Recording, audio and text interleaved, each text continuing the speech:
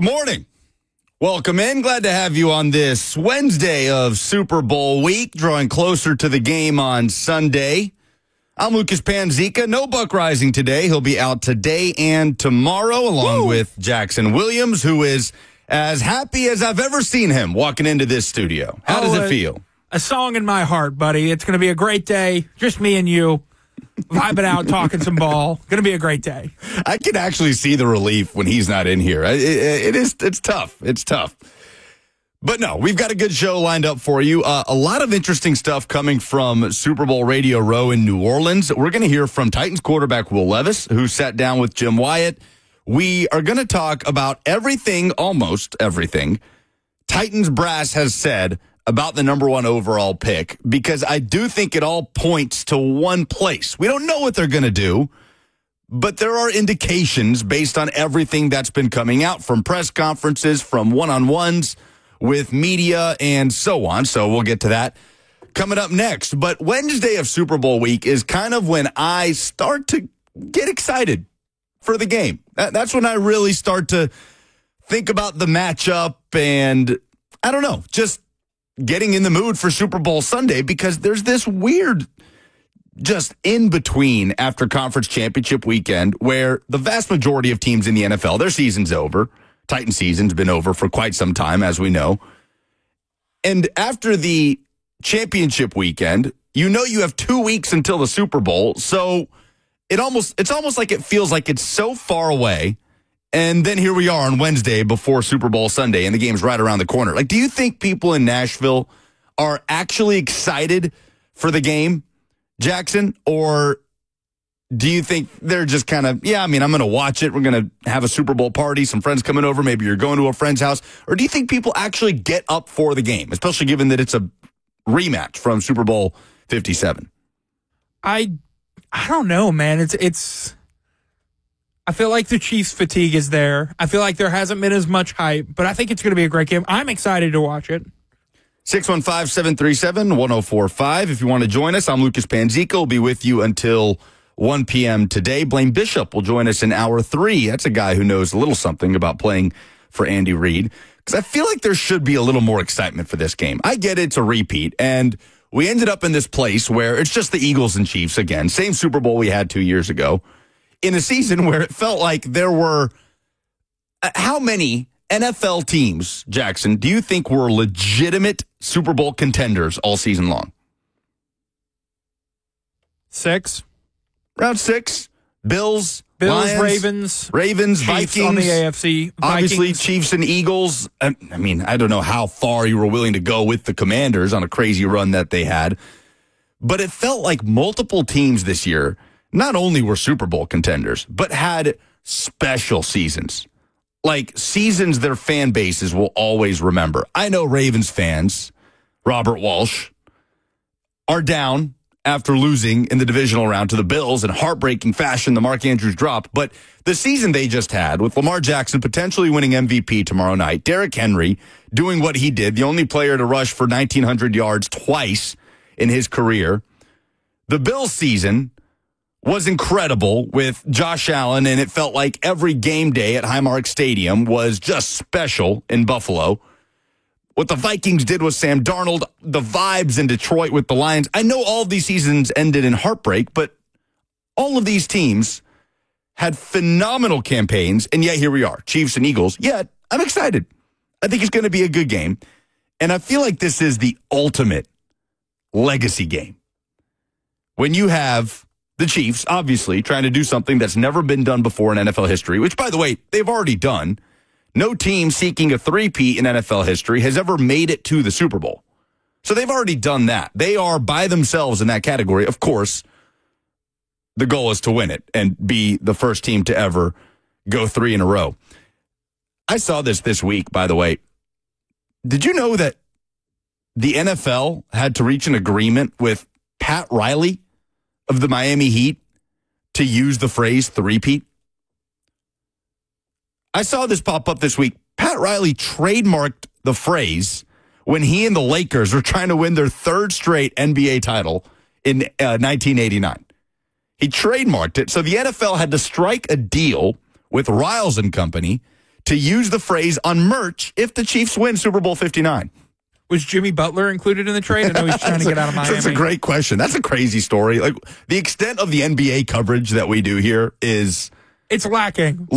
Sure, but, you know, where are we? There's so much drama. Look at the market we're in. So, Luka Doncic, like that trade and the blockbuster, shocking nature of it is about the extent of the NBA coverage we've done on this show this year. And by the way, Luka, I think, expected to make his debut Saturday? Saturday, for the Lakers? Right, yeah. So, LeBron, phenomenal last night. 26 points, that close to a triple-double again. But that's amazing that Pat Riley trademarked that phrase and the NFL had to reach an agreement with him. Apparently, any earnings from the NFL's use, according to Ari Myrov, would go to the Pat Riley Family Foundation. Something I saw this week. I did not know that. So, obviously, you have the Chiefs looking to be the first team to win 3 Super Bowls in a row. Obviously, you have Saquon Barkley looking to cap off what has been a remarkable run and is 29 yards away from breaking the all-time record of rush yards by a running back, regular season and postseason combined. If Saquon Barkley, you know, presumably if the Eagles win the Super Bowl, Saquon Barkley will have rushed for over 29 yards. Health, obviously, being a part of that. If that happens, then we're blanket saying best season ever by a running back in NFL history? Or will we be there with Saquon Barkley? Especially, and I think the context around it is important, of the team that drafted him, the New York Giants, opting not to keep him going to their division rival and doing what he did. I think we're there, right? That if the Eagles win the Super Bowl, Saquon Barkley has just had the greatest season by a running back ever. So you have that. And then Jalen Hurts and Nick Sirianni being the first Eagles quarterback and head coach duo to reach 2 Super Bowls. Feels like there's so much on the line for the legacy of both of these teams. The, not going to say greatest dynasty we've seen in NFL history, that is still the New England Patriots. The Chiefs are in pursuit of that, but if they're not in the conversation now, they immediately become part of the conversation with the three-peat. So do we have to like Venmo Pat Riley or something for using that word now? I had no idea that he trademarked the phrase three-peat. I don't think so. I think he's okay. He's got enough. We are on 104.5 The Zone TV, where you can jump in today. YouTube, Facebook, Twitter, and Twitch. Josh says, Chiefs, blah, blah, blah. Dixie says, I read we do not care in Mike Tomlin voice. Randy says the NFL/refs are going to hand it to the Chiefs. All right, so that's where everybody seems to be at on this Super Bowl. With Saquon's rushing season, obviously, even if the Eagles lose, I believe he will have more than 29 rushing yards. If the Eagles lose, is it still the greatest rushing season of all time? If he cracks the let's say record. He goes for 95 yards and a touchdown. And they lose. Yeah, I still think so. He'd be breaking Terrell Davis's record, and obviously Terrell Davis won a Super Bowl. So that's actually an interesting question. Super Bowl MVP. Yes, he was, and he's a Hall of Famer. So that's actually an interesting question. I don't know. There would be probably differing opinions on that. Josh, go ahead. I think the answer would still be yes, but I think it would lose a lot of its luster. It would. You're right about that. Josh asks, Chiefs win, that should help us with the return on investment for the D-Hop trade, right? No, the deal there was D-Hop playing 60% or more of the snaps, and I don't believe that is the case. So, I believe he'd have to play every snap for like the next 2 games. And there's one left, so that's out of the window. That's kind of cooked. Super Bowl title was a part of that condition for the 5th to become a 4th. Condition. Yeah, to win the Super Bowl? Yes. Well, with the Chiefs, obviously very, very feasible. Landon says, I'm golfing. Screw the Super Bowl. So maybe I'm alone in this. I don't know. I'm really excited for this game. The last time we had this matchup, it was a phenomenal game. 38-35 the final. Both quarterbacks were incredible. I hated that it came down to a controversial officiating decision at the end, a defensive holding that helped the Chiefs kick that game-winning field goal. But I'm excited. I think it's going to be a great game. And I know people are tired of seeing the Chiefs. I know people are kind of tired of seeing the Eagles. But the ultimate legacy game in the NFL, in my opinion. I think that's what this is. 615-737-1045. There is a little bit of news that this happened after we got off the air yesterday. The Titans have made another coaching change. hiring Travis Smith as defensive run game coordinator, and Lori Locust is now officially a defensive assistant. So Locust was in a quality control role previously. She's a holdover from Mike Vrabel's coaching staff. So a promotion of sorts for her. And Travis Smith joins the Titans after 3 seasons as the Bears defensive line coach. So if there's anything Brian Callahan is doing to tweak his coaching staff, it's add experience, right? They go from Chris Harris coaching cornerbacks to Tony Oden coaching cornerbacks, who's been doing it for a long time in this league. They added a ton of experience there. And obviously, they went to the opposite end of the spectrum in terms of their special teams coach, bringing in John Bones Fossil, replacing a first-time special teams coordinator in Colt Anderson. And now you have Travis Smith as the defensive run game coordinator. So more coaches that have been around the league, that have done it for a long time. And I thought this was interesting. Jim Wyatt with just a little nugget here at the end of the article on TennesseeTitans.com. He writes, Titans head coach Brian Callahan previously announced a number of additions to his staff for 2024, and there could be more changes in the coming weeks. So we'll keep an eye on that. But the Titans add Bears defensive line coach Travis Smith as defensive run game coordinator. So as the Titans continue to add to their coaching staff, they are obviously in the midst of the pre-draft process with the number 1 overall pick. Everything we have heard so far from Mike Borgonzi, Chad Brinker, and Brian Callahan has pointed to one thing when the draft comes around in late April. We'll talk about that coming up next on 104.5 The Zone.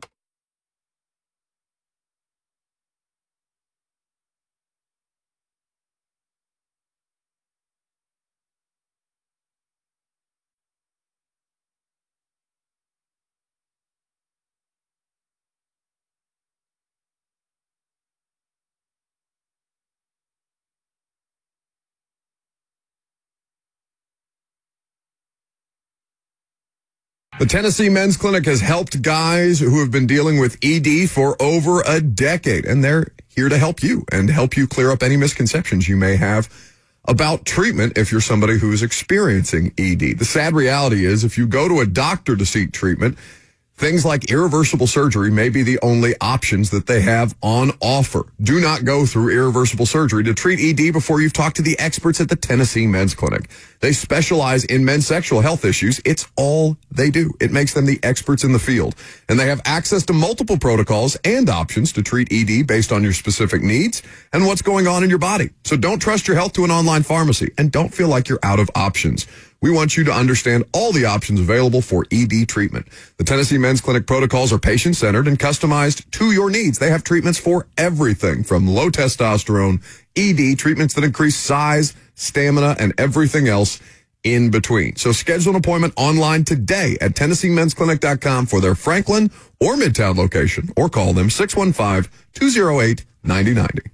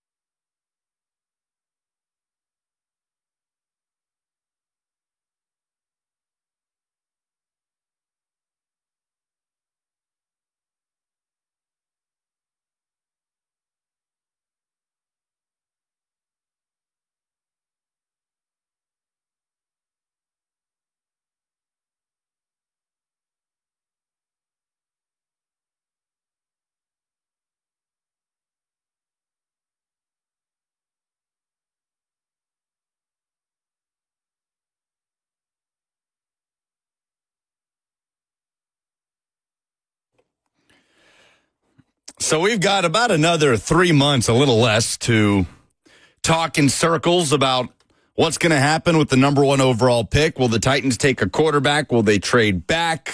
Will they go best player available? Just what that draft strategy is going to look like. 8 picks in the 2025 NFL draft with Mike Borgonzi in as the new general manager. All we can do is listen, right, to what Borgonzi, Brinker, and Callahan are saying throughout this process, not to try to figure out what they're going to do because they're trying to tell us what they're going to do. That's not the case. We understand this is Lions season. We understand you have to take every headline you see, every report about a team loving X player with a massive grain of salt. But I think it's more about listening into their philosophy on how they want to build this thing and applying that to the 2025 NFL draft and the context around the players available in the first round. So we're going to listen to 4 cuts here, and we're going to go chronologically because I think all of the Titans' words point to them landing in one place when it comes to what they're going to do with the number 1 overall pick. Now, you've heard a lot of these. First, we're going to go with Chad Brinker. The morning of Mike Borgonzi's introductory press conference, in studio with Ramon, Kayla, and Will talking about how they want to build this thing throughout the course of the draft process. Yeah, I think it starts up top. You know, I've had a lot of conversations with our owner about this and what draft and develop system really means and what that looks like and the patience that it requires. But I also understand that there needs to be an urgency as well.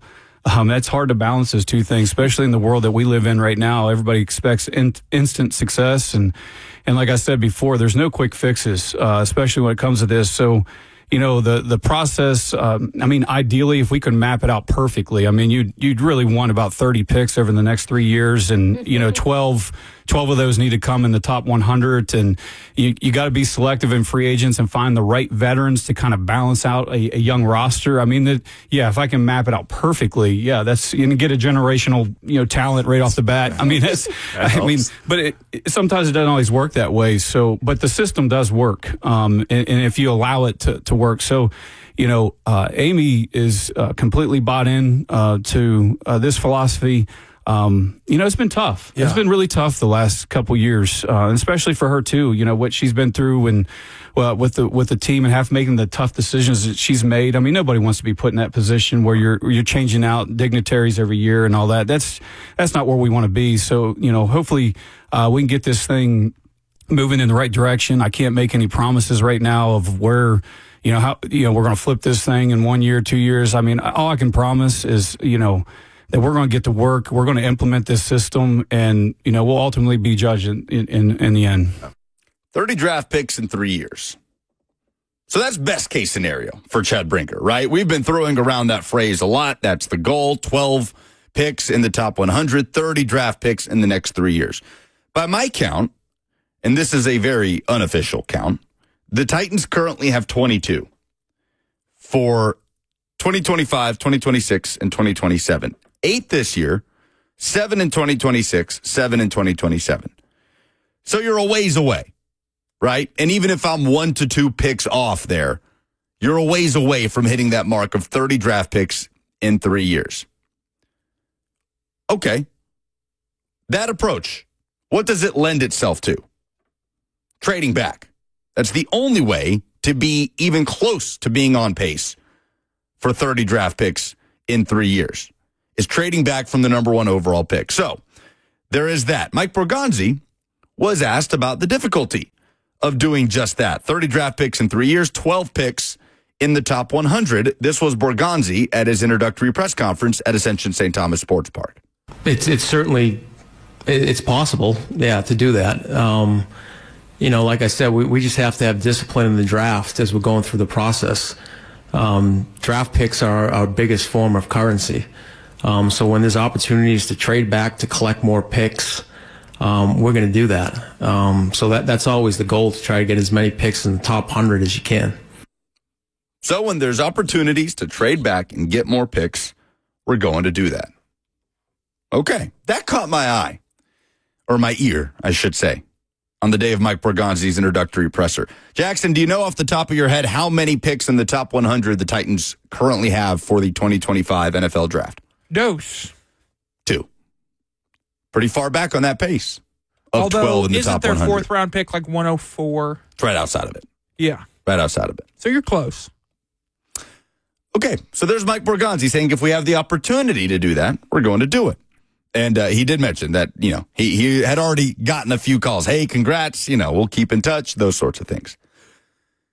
Fast forward to last week, the Senior Bowl in Mobile. Brian Callahan talking about the quarterback class and how different it is, as we know, from the quarterback class that landed the Bengals, the number 1 overall pick back in 2020.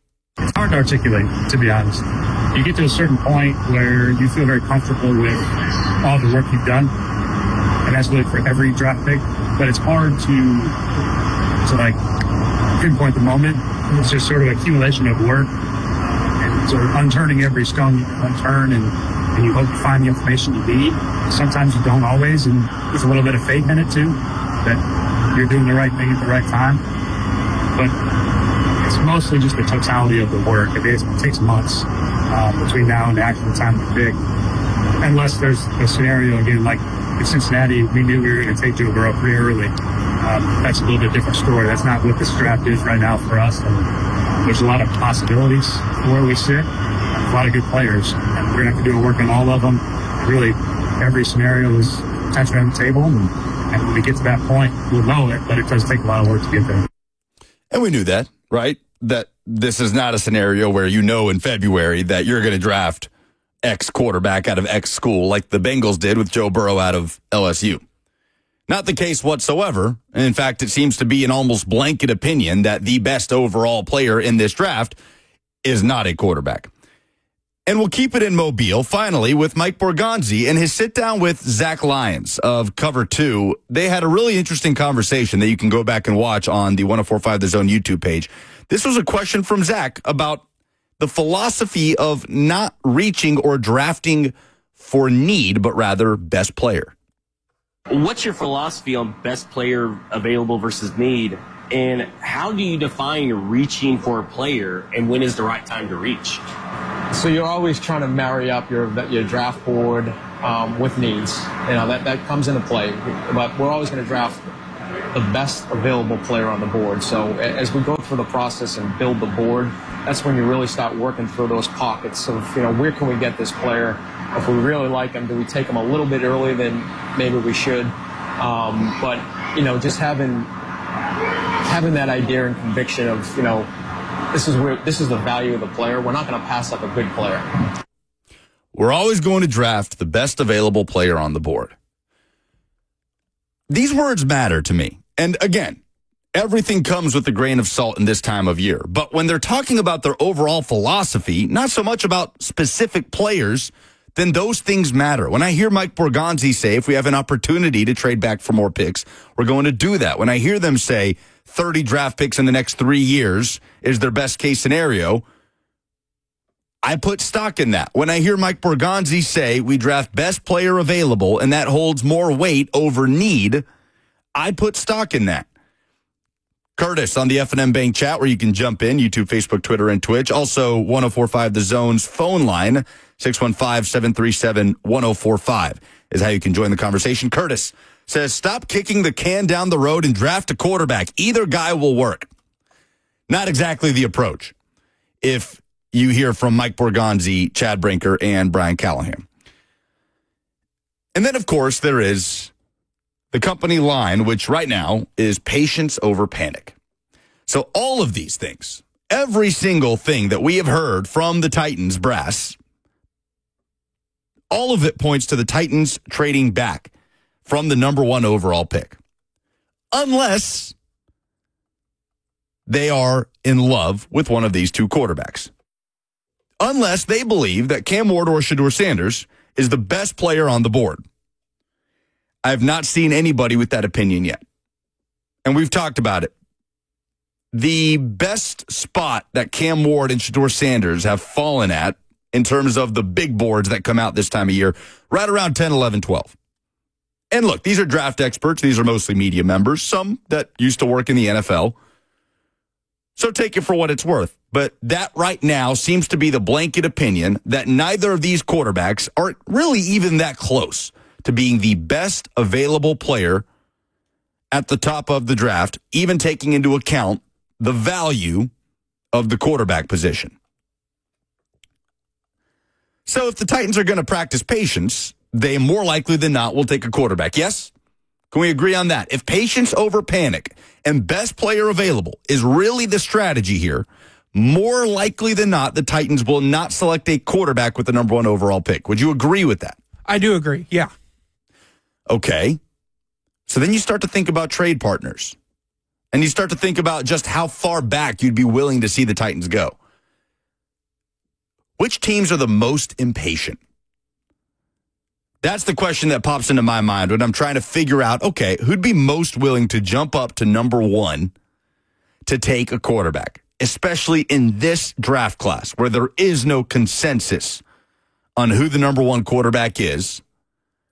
There is not a confidence in either of these quarterbacks that there was last year in Caleb Williams or Jaden Daniels, that there was maybe even the year before that with Bryce Young. I'd say Bryce Young was a more consensus number 1 quarterback in that draft than either Cam Ward or Shedeur Sanders.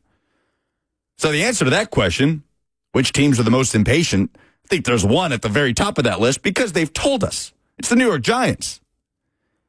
Here's John Mara, the Giants owner, speaking with reporters after the conclusion of the season and after the announcement that the Giants would be retaining general manager Joe Schoen and head coach Brian Daboll. Better not take too long, Bruce, because I've just about run out of patience. That was to a question about what the timeline is looking like. How long is he going to give these guys to get it turned around? I just don't get the decision-making in keeping those guys. They were pantsed on national television, and you've already said your patience is running out. Why did you keep them? Yeah, I wonder if John Mara, because we talked about this a lot here, right? I was on team stability going into the end of the season. I didn't want another round table of hires. You know, at the end of things with all the information, I think the Titans upgraded at the general manager position. That's no disrespect to Ran Carthon, but Mike Borgonzi's resume is better than Carthon's was coming out of San Francisco. But the Giants are practicing stability for the sake of stability at the moment. And I agree with you. If your patience is that thin and you look at the outlook of this team, it feels like that's already putting you in a very precarious position where that impatience, you would think, would lean into the Giants trying to move up from 3 to 1 and to if take you do a quarterback. Take a quarterback at 1, if they trade up to 1 or if they take 1 at 3, are you going to need... The quarterback needs stability, so are you going to stick with stability here? Jay on the F&M Bank chat says, let the Giants have Shedeur Sanders at a steep price. Can't wait. That's the ideal spot. If you look at all the different scenarios, that's the most ideal. Yeah, I just don't think there will be a team quicker to reach for a quarterback. And you're only going down to 3. Correct. Or a team to give up more, quicker to give up more than they should to move up and get a quarterback than the New York Giants. Because, yeah, you're right. 2025 seems like it's it for Brian Daboll and Joe Schoen. And there's nothing about the Giants roster right now that spells quick turnaround. What they need, more than a quick turnaround, what's more likely for the Giants than flipping this into a playoff roster and Brian Daboll winning Coach of the Year again, which if the Giants make the playoffs next year, pencil him in, right, for Coach of the Year, which he won a couple years ago, getting to the postseason with Daniel Jones. So what's more likely, the Giants retaining Schoen and Daboll after next year because they flipped it around and made the playoffs, or because they have a beacon of hope that is a rookie quarterback? It's the second one. Yeah, I'd go with the latter. So we're talking about self-preservation here. The Titans sit with the number 1 overall pick, preaching patience over panic. The Giants sit right there at 3, preaching the exact opposite. Literally telling us they are running out of patience. This feels like something that could play directly into the hands of the Tennessee Titans. And again, we come back around to the caveat of None of this matters if the Titans fall in love with either of these players, if they have conviction about either of these players. And the most important part of that discussion is they haven't even been in the same room as Cam Ward. They've got the tape. They've got information, but they haven't even met the guy. They spent some time with Shedeur Sanders at the Shrine Bowl. There will be more to come. There's Pro Day and the Combine and interviews and the entire pre-draft process. Plenty more tape to be crunched by the Titans scouting staff. But man, that is appealing when you consider the possibility of moving from 1 to 3, garnering more draft capital, and potentially still being able to take the best available player in the NFL draft. Who that is something that's up for debate right now, and we'll talk about that later on in the show. Differing opinions between two different players, whether it's Travis Hunter or Abdul Carter. But that is an enticing option for the Tennessee Titans. And then there's the Cleveland Browns. Sandwiched in there with the number 2 overall pick. The feeling around Cleveland isn't quite the same as the feeling in New York, where you've got, you don't have Jimmy Haslam speaking with reporters, talking about his patience running thin, but you got to think it's getting there with Kevin Stefanski and Andrew Berry, the general manager, and the disaster, the rippling effects of the Deshaun Watson trade, and how that has been one of the dominoes that has led to Myles Garrett, one of the greatest defensive players, if not the greatest defensive player alive in the NFL, saying he wants out of Cleveland. So my whole point here is everything the Titans have said about their philosophy in the pre-draft process feels like it's pointing to the place of a trade back. And it feels like there's a very feasible situation there with the New York Giants just kind of sitting there at number 3 and telling us that they are extremely impatient. And again, the biggest thing this all boils down to is their evaluation of the quarterback. I believe Mike Borgonzi when he talks about best player available being a priority. The Chiefs have practiced that over the years, and the Chiefs had the luxury of trading up to get Patrick Mahomes with the number 10 overall pick when they made that move. But if the Titans are going to take a quarterback at number 1, I believe it will be because they believe that that quarterback is the best player in the draft class. I don't know how likely it is that they arrive in that place. Although I got to admit, Jackson, there is one comparison that Cam Ward, that's been made for Ward, his NFL comp. You know who I'm talking about? It's Steve McNair. Yeah. Just continues to get brought up with the Cam Ward discussion. And, those draft comparisons, take them for what they're worth.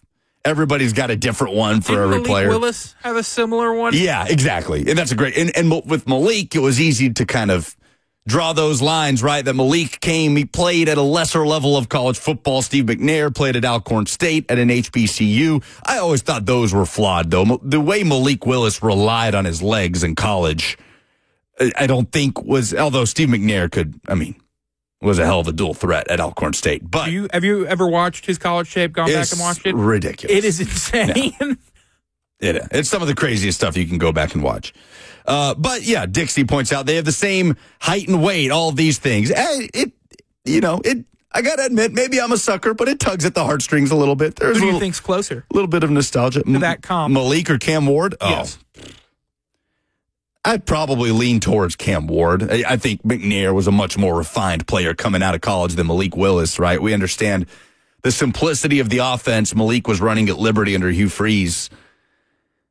But, yeah, so I'd probably go with Cam Ward. But again, they're just kind of draft talk fodder, right? But I'm not going to lie. It tugs at the nostalgia in my heart just a little bit, seeing the Steve McNair comps. But the idea of trading back and still being able to draft a player of Abdul Carter or Travis Hunter's caliber, very enticing to me.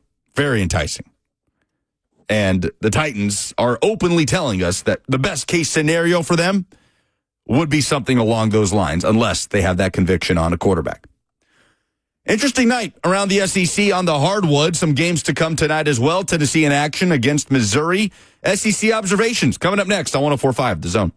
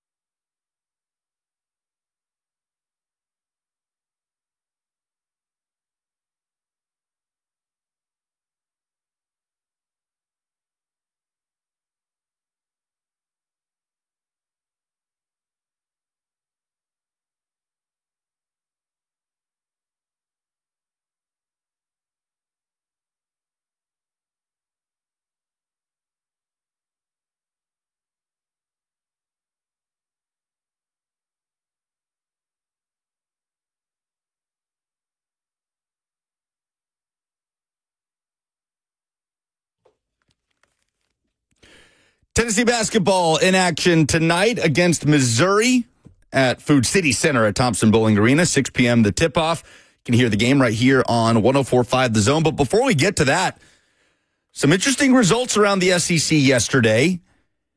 Kentucky goes down against Ole Miss, 98-84. That's back-to-back losses now for the Cats since their road win against Tennessee, still without Lamont Butler. And that's a signature win for Ole Miss so far this season. Cole Kubelik tweeting this out yesterday. One turnover by Ole Miss basketball against Kentucky. That is the fewest turnovers by an SEC team in a conference game over the last 25 seasons. So Ole Miss with a landmark win at home, and Kentucky, once again, will be trying to avoid a third straight SEC loss this weekend when we'll see who they play. They go back home to host South Carolina for an 11 a.m. tip-off. So the ups and downs of the Mark Pope era in year one, and I think we're going to see that. I think Kentucky will be kind of a boom or bust team a little bit with just the way that they play up and down the court. Obviously, they are hampered right now in the backcourt, but the Cats go down by double digits at Ole Miss, who almost hung 100. And by the way, so did the Auburn Tigers. I mean, what more can you say right now about Auburn? What they're doing in the SEC is just ridiculous.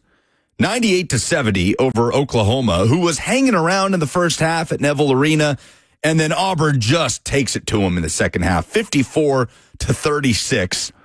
This team does not seem to have a weakness.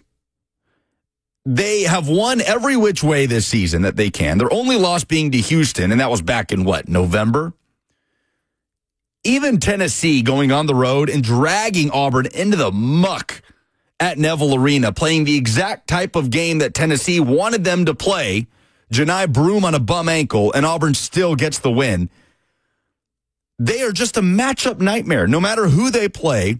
And this Auburn team, the number one team in the country, is 21-1 and undefeated in conference play.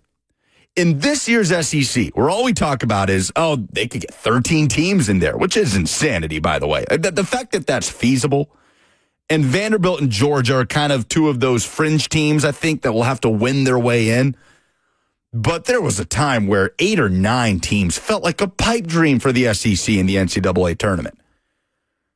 So there's just bloodbath happening from top to bottom in the conference, except for at the very top, where Auburn is sitting there halfway through the conference slate, undefeated at 9-0. And it's the quality wins that makes it so insane.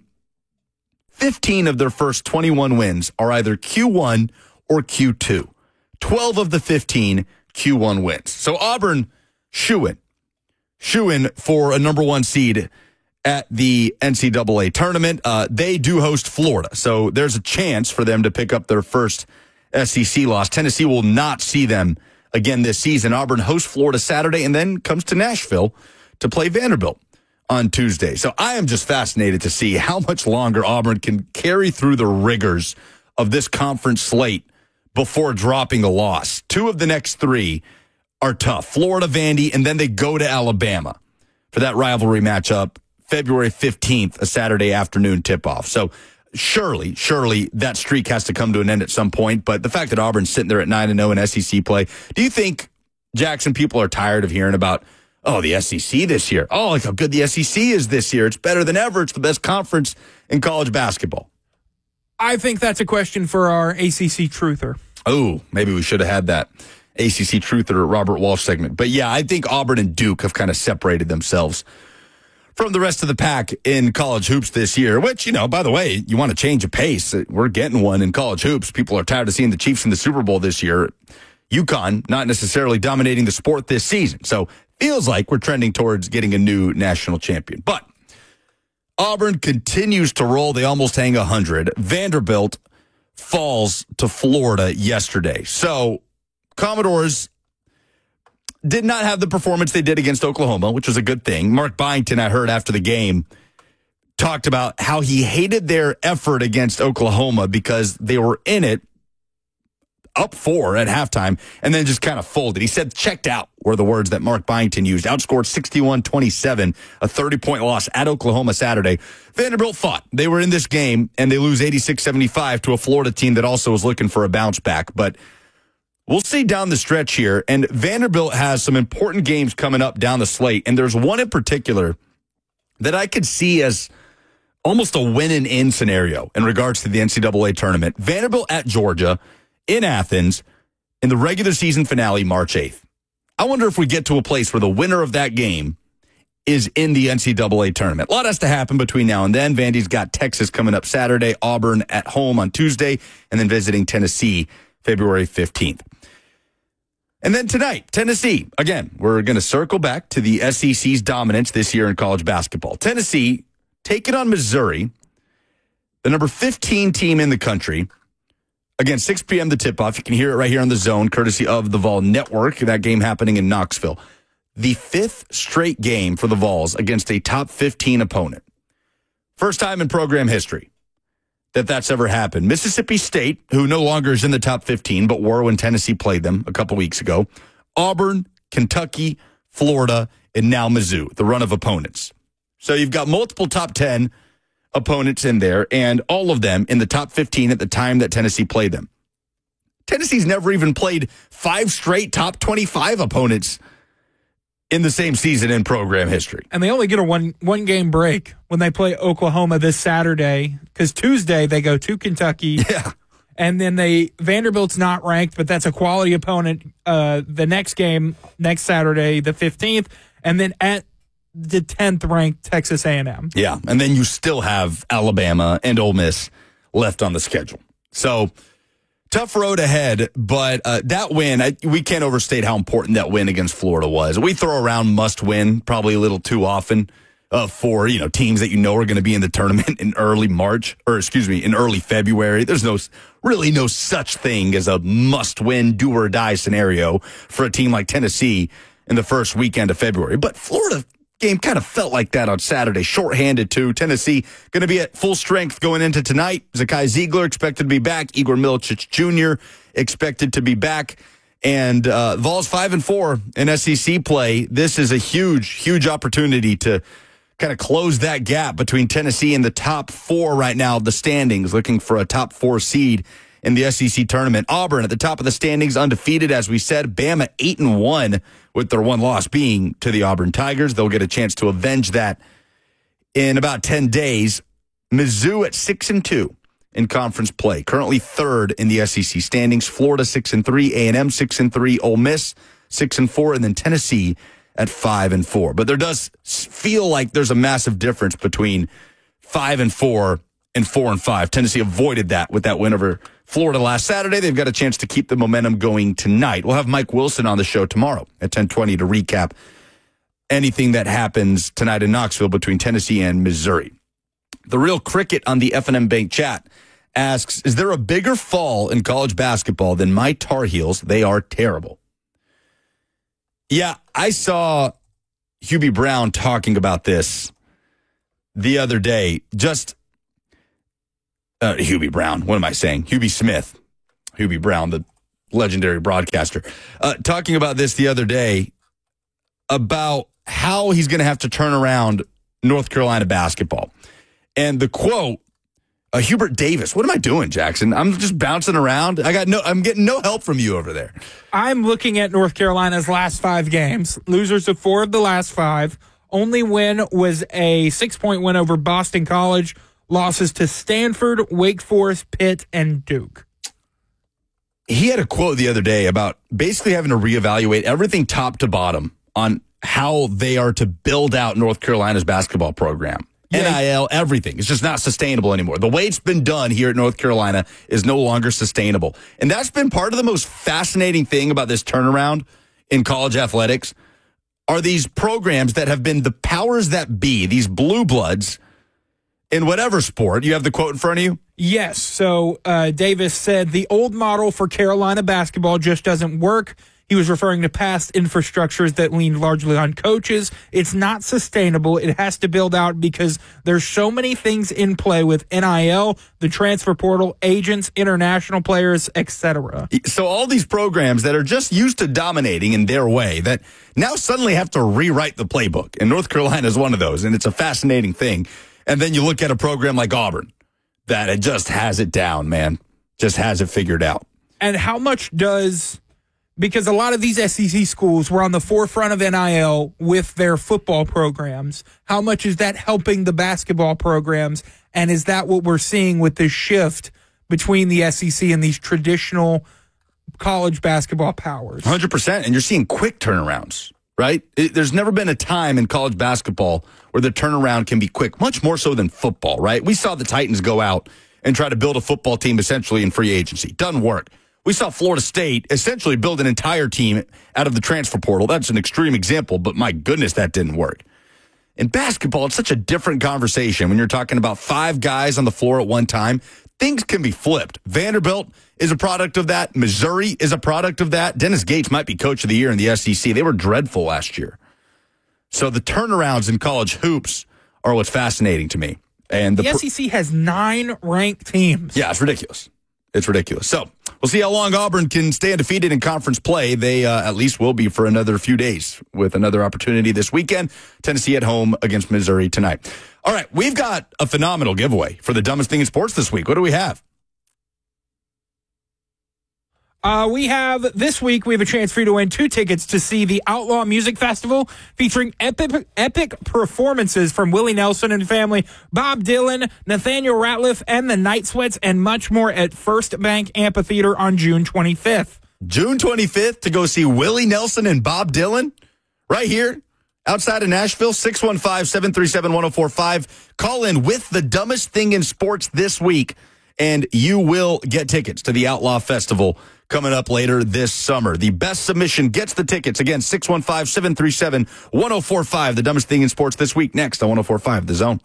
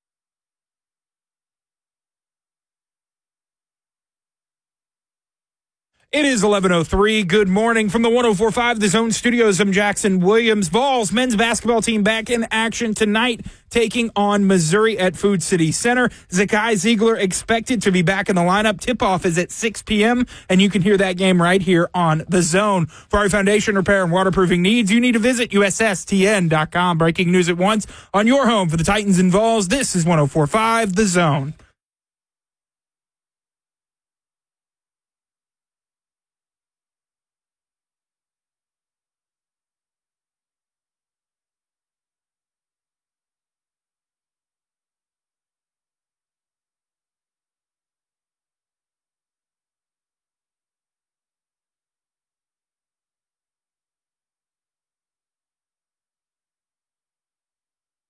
(615-737-1045) for you to get in, because, Jackson, we have what to give away? 2 tickets to see the Outlaw Music Festival featuring epic performances from Willie Nelson and family, Bob Dylan, Nathaniel Ratliff, and the Night Sweats, and much more at First Bank Amphitheater on June 25th. Tickets on sale Friday, February 7th.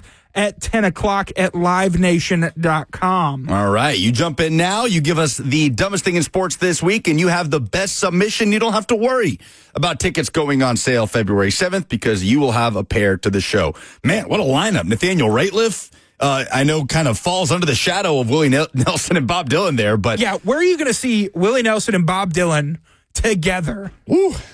That's good stuff. So, again, 615-737-1045, the best submission for the dumbest thing in sports this week. I have a feeling that I know where a lot of you guys are going to land on this, like it was with Oh No, certain trade that happened over the weekend. So, you can do the Luka trade if you want, but just know that multiple people are probably going to be in with that, and it's all about the delivery, all right? Very important. I'm going to go in a different direction with more trade news, but in the NFL and related to Myles Garrett, and it's the Cleveland Browns. Because the more you look at this Myles Garrett trade and this incoming divorce that the Browns clearly do not want to happen, and I can only surmise, Jackson, that Myles Garrett took this thing to social media and made it public because he had a conversation with the Browns and it didn't go the way he would have wanted it to go. So now the public pressure is on the Cleveland Browns, and the entire NFL and the entire world knows that Myles Garrett wants out of Cleveland because he wants to go win a Super Bowl. And no, I don't think the Titans are a feasible place for Myles Garrett to land, but the Browns are the dumbest thing in sports this week, and it goes back to a couple of years ago. I saw this tweet from Ben Axelrod from Awful Announcing. The Deshaun Watson trade cost the Browns 3 first-round picks, Nick Chubb's prime, and Myles Garrett. No other way to spin this. We thought the Deshaun Watson trade just a few months ago, when Watson went down with the Achilles and he's done nothing but play bad football for the Browns. We had that opinion a few months ago, that was one of the worst trades in recent NFL memory. And it just continues to get worse. Now with Myles Garrett saying he wants out. The Browns went from what they thought was trading massive draft capital for a franchise quarterback to trading for a player that simply can't even be a starting caliber quarterback in the NFL. And now they're out multiple first-round picks. And like Axelrod says, Nick Chubb's prime and Myles Garrett, part of the collateral that has come with the Deshaun Watson trade. Absolutely insane. The Cleveland Browns are the dumbest thing in sports this week. Oh, me? Yeah. Cool. Mine is going to be the Kentucky Wildcats getting absolutely pantsed by unranked Arkansas and John Calipari at home after they booed him running into the stadium. Just a tough scene for the basketball Cats, and that's my dumbest thing in sports. Yeah, that was tough. That was probably a tough pill to swallow for Kentucky fans. Those bazooka holes that John Calipari talked about. He says, I got bazooka holes. Those arrows go right through me.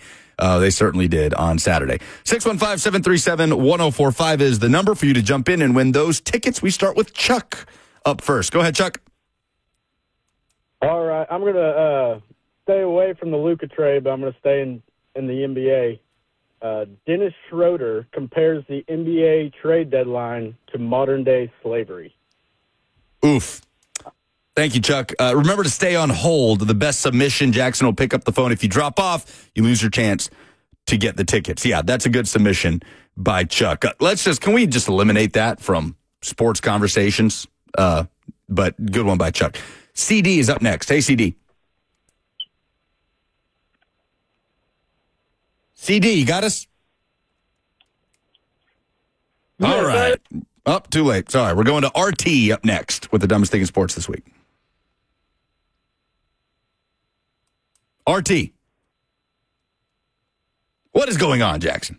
Great submission. What is happening That was right now? mine. He took mine. Yeah. Took many people's. Kelly is up next. Please, Kelly, give us something. Hey, guys.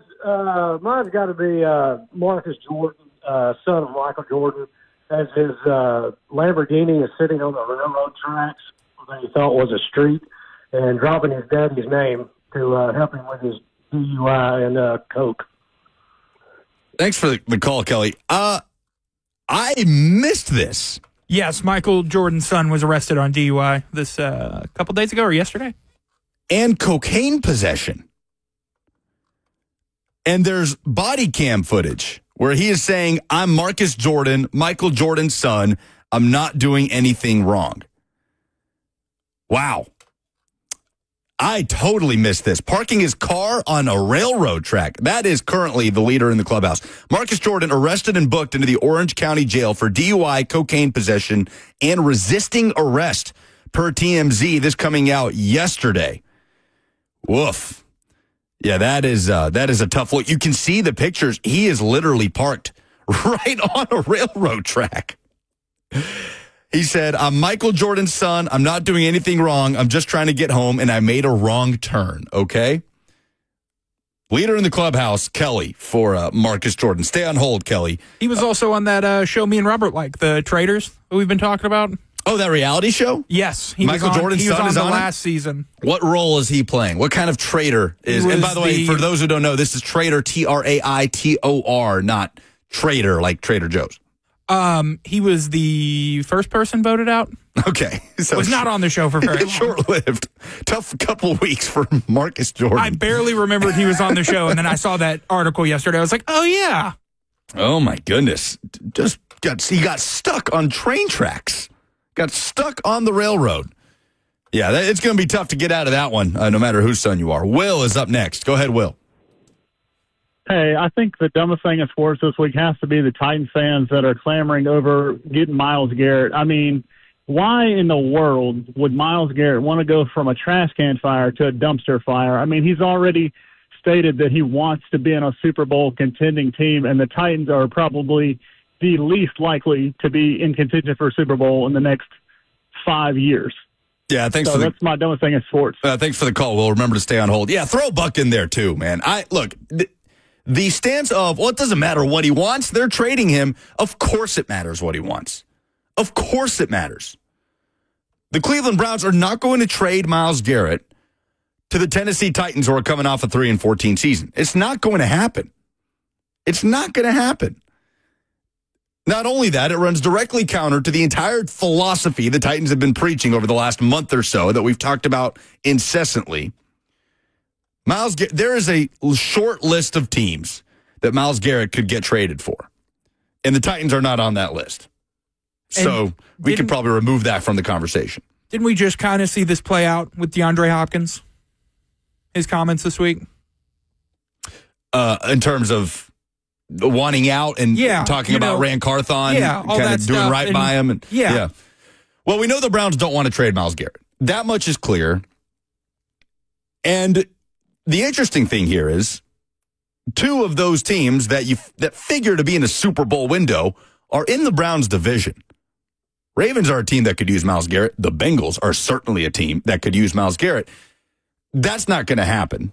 If you're the Cleveland Browns, if you can help it, you don't want Myles Garrett going anywhere but to an NFC team, right? A fun trade partner, the Lions. Pair him up with Aiden Hutchinson. Yes, the Lions almost immediately popped into my mind as a potential destination. Even the Bills, right? Even the Bills, that just feels like a precarious thing for the Browns to do. If I'm the Browns, I'm not trading Myles Garrett anywhere that could have him playing in my building in the next couple of years, or could have him running into me in the playoffs, although the Browns seem a little far off from that at the moment with their quarterback situation. But yeah, Myles Garrett, Probably not going to be a Tennessee Titan. That's a good submission by Will. David up next. Go ahead, David. All right. Thank you for taking my call. The dumbest thing in all of sports this week is fans acting like they aren't excited for the Super Bowl. We have the greatest sport and the greatest game in all the land, and everybody's acting ho-hum about it. In a couple of months, everybody's going to be clamoring for football, wishing it was here.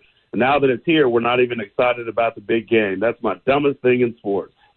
Thanks for the call, David. That's a good submission by David. Good calls today. Stay on hold for the chance to win.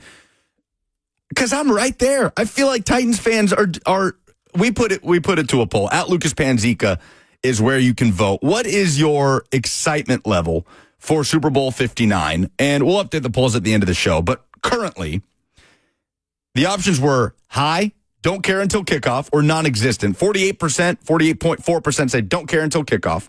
40.3% said non-existent. Just don't care, period. Season's over as far as they're concerned. I'm with you, David. If you are going to not care at all about the Super Bowl, that's your prerogative, but don't complain about football not being here. Literally the biggest game in the sport of football is happening on Sunday. I'm excited about it, even though it's two teams that we've seen in the Super Bowl in recent memory. Will is up next. Another Will with the dumbest thing in sports submission. Go ahead, Will. All right, this is America, so we're innocent until proven guilty. But the biggest oh no is Justin Tucker. What are you doing going into a massage parlor with Deshaun Watson, all of that shenanigans that just went on a couple years ago, and now you're getting, you're getting claimed that you did some stuff. So big oh no for Justin Tucker. Yeah, thanks for the call, Will. Now, oh no is on Tuesdays. We're doing the dumbest thing in sports this week. But yeah, we haven't talked about the Tucker news since it broke last week. I'm sure there will still be a lot to come. He will pursue litigation, and that will be a lengthy process, I am sure. But yeah, tough story out of Baltimore last week. Okay, some good submissions there. Jackson, who gets the tickets? Is it Kelly, who submitted Marcus Jordan, MJ's son, getting a DUI, getting his Lamborghini stuck on a railroad track and trying to get out of it by saying he is Michael Jordan's son, despite having cocaine on him? Is it Titans fans who are clamoring for a Myles Garrett trade? Or is it David with I think these are the best three. David with the fans that just don't care about the Super Bowl and then complain about football not being around. I'm going with Kelly. I think you got to go, right? You got to go with Marcus Jordan.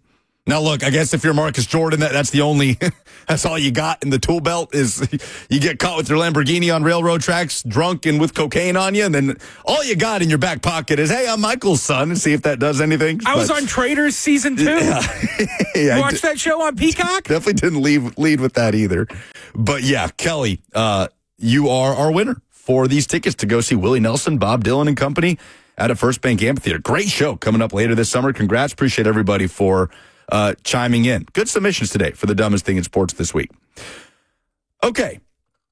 Coming up next, there is one adjustment that I think Tennessee head coach Josh Heupel might have to make in order to win a championship at Tennessee. We'll talk about it. It's 104.5 The Zone.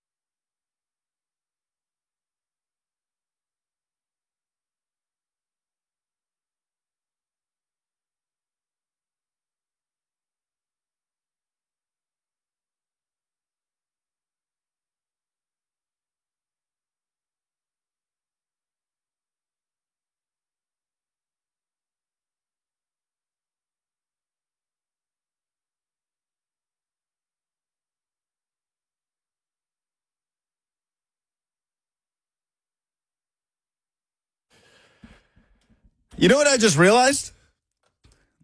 It's National Signing Day. What? Oh, how far the February National Signing Day has fallen. I just saw it. It just came across my timeline. Just a casual, oh, by the way, it's National Signing Day today. It doesn't matter. The December signing day, the early signing period, is where teams put together their recruiting classes. But there is not one day in sports in my lifetime that has taken a deeper dive than the importance of National Signing Day. Like, is there another event or day that has fallen that drastically to you in terms of importance in your life, in your sports fanhood? No. I remember being in high school and just constantly updating Rivals or 247 and just waiting to see what the next, or watching, live commitments on signing day. Like, that was, it's just what we do with the early signing period now. It's just moved up. It's just That's moved up, is. yeah. But still, it's lost a lot of its luster, and I think it is partially due to the calendar. I think it is obviously just the effect NIL and the portal have had. The beautiful thing about National Signing Day, as Carrie on the FNN Bank chat, where you can hop in, by the way, 1045 The Zone TV, YouTube, Facebook, Twitter, and Twitch. Carrie says, I miss the old signing day of February. Jim says, this day used to be like Christmas.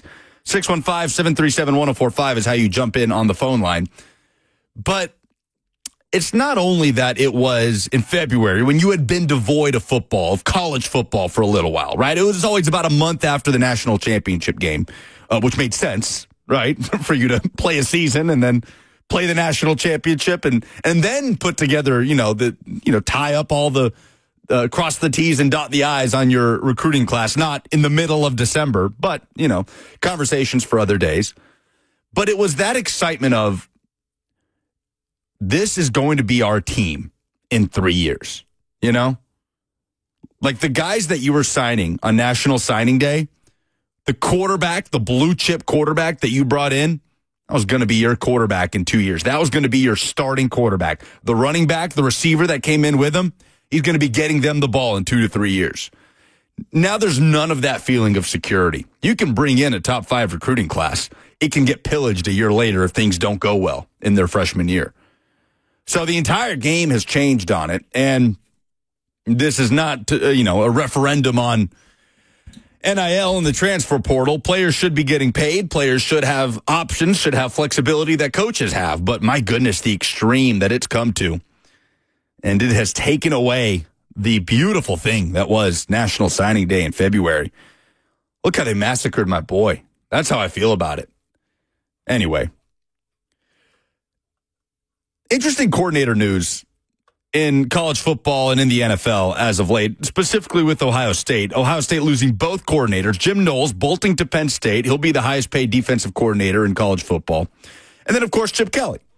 He heads to Vegas to be the highest paid coordinator in the NFL. $6 million a year to call plays for Pete Carroll and the Las Vegas Raiders.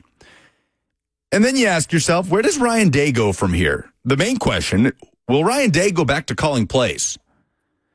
Because when you talk about just how Ohio State was able to get on that path towards winning the national championship, like what's the first thing that gets brought up, Jackson? How did Ohio State manage to win the national title this year?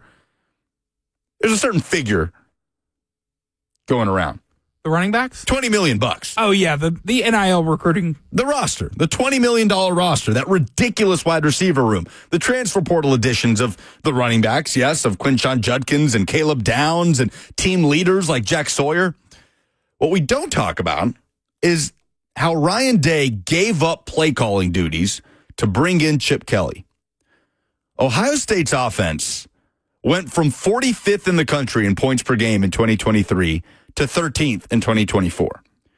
It went from 26 in yards per play in 2023 to 3rd in 2024.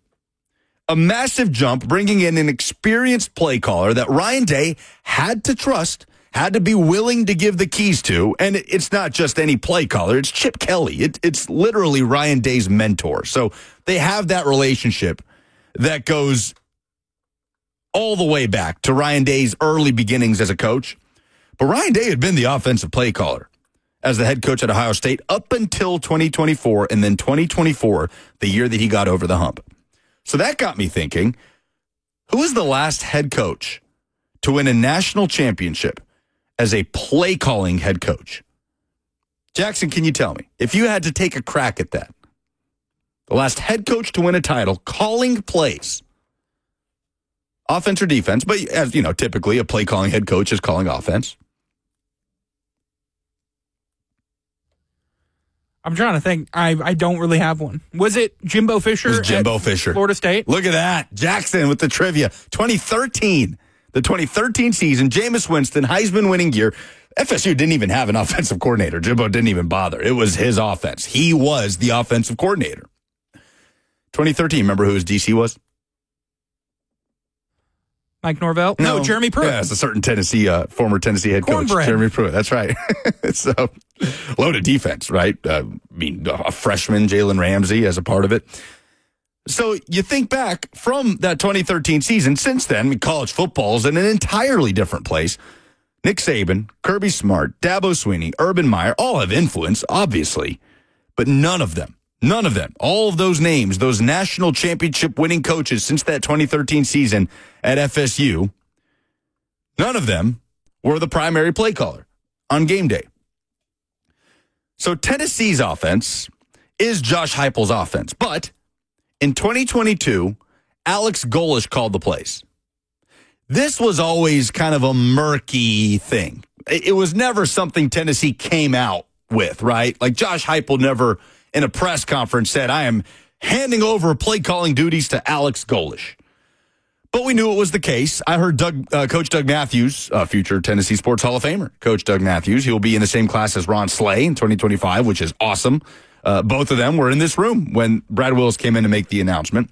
So another congrats to both of those guys. But Coach Doug Matthews said it multiple times. Alex Golesh was calling plays in 2022. Alex Golesh talked about it when he took the USF job, that Josh Heupel entrusted him to call plays for that 2022 season. So Golesh takes that job at South Florida, and Tennessee has been chasing that 2022 offense since then. And there are other factors, of course, personnel, right? Defenses have played Tennessee differently. Nobody has operated that offense in the way that Hendon Hooker did. I think, would we say wide receiver has taken the biggest drop off of any of those positions?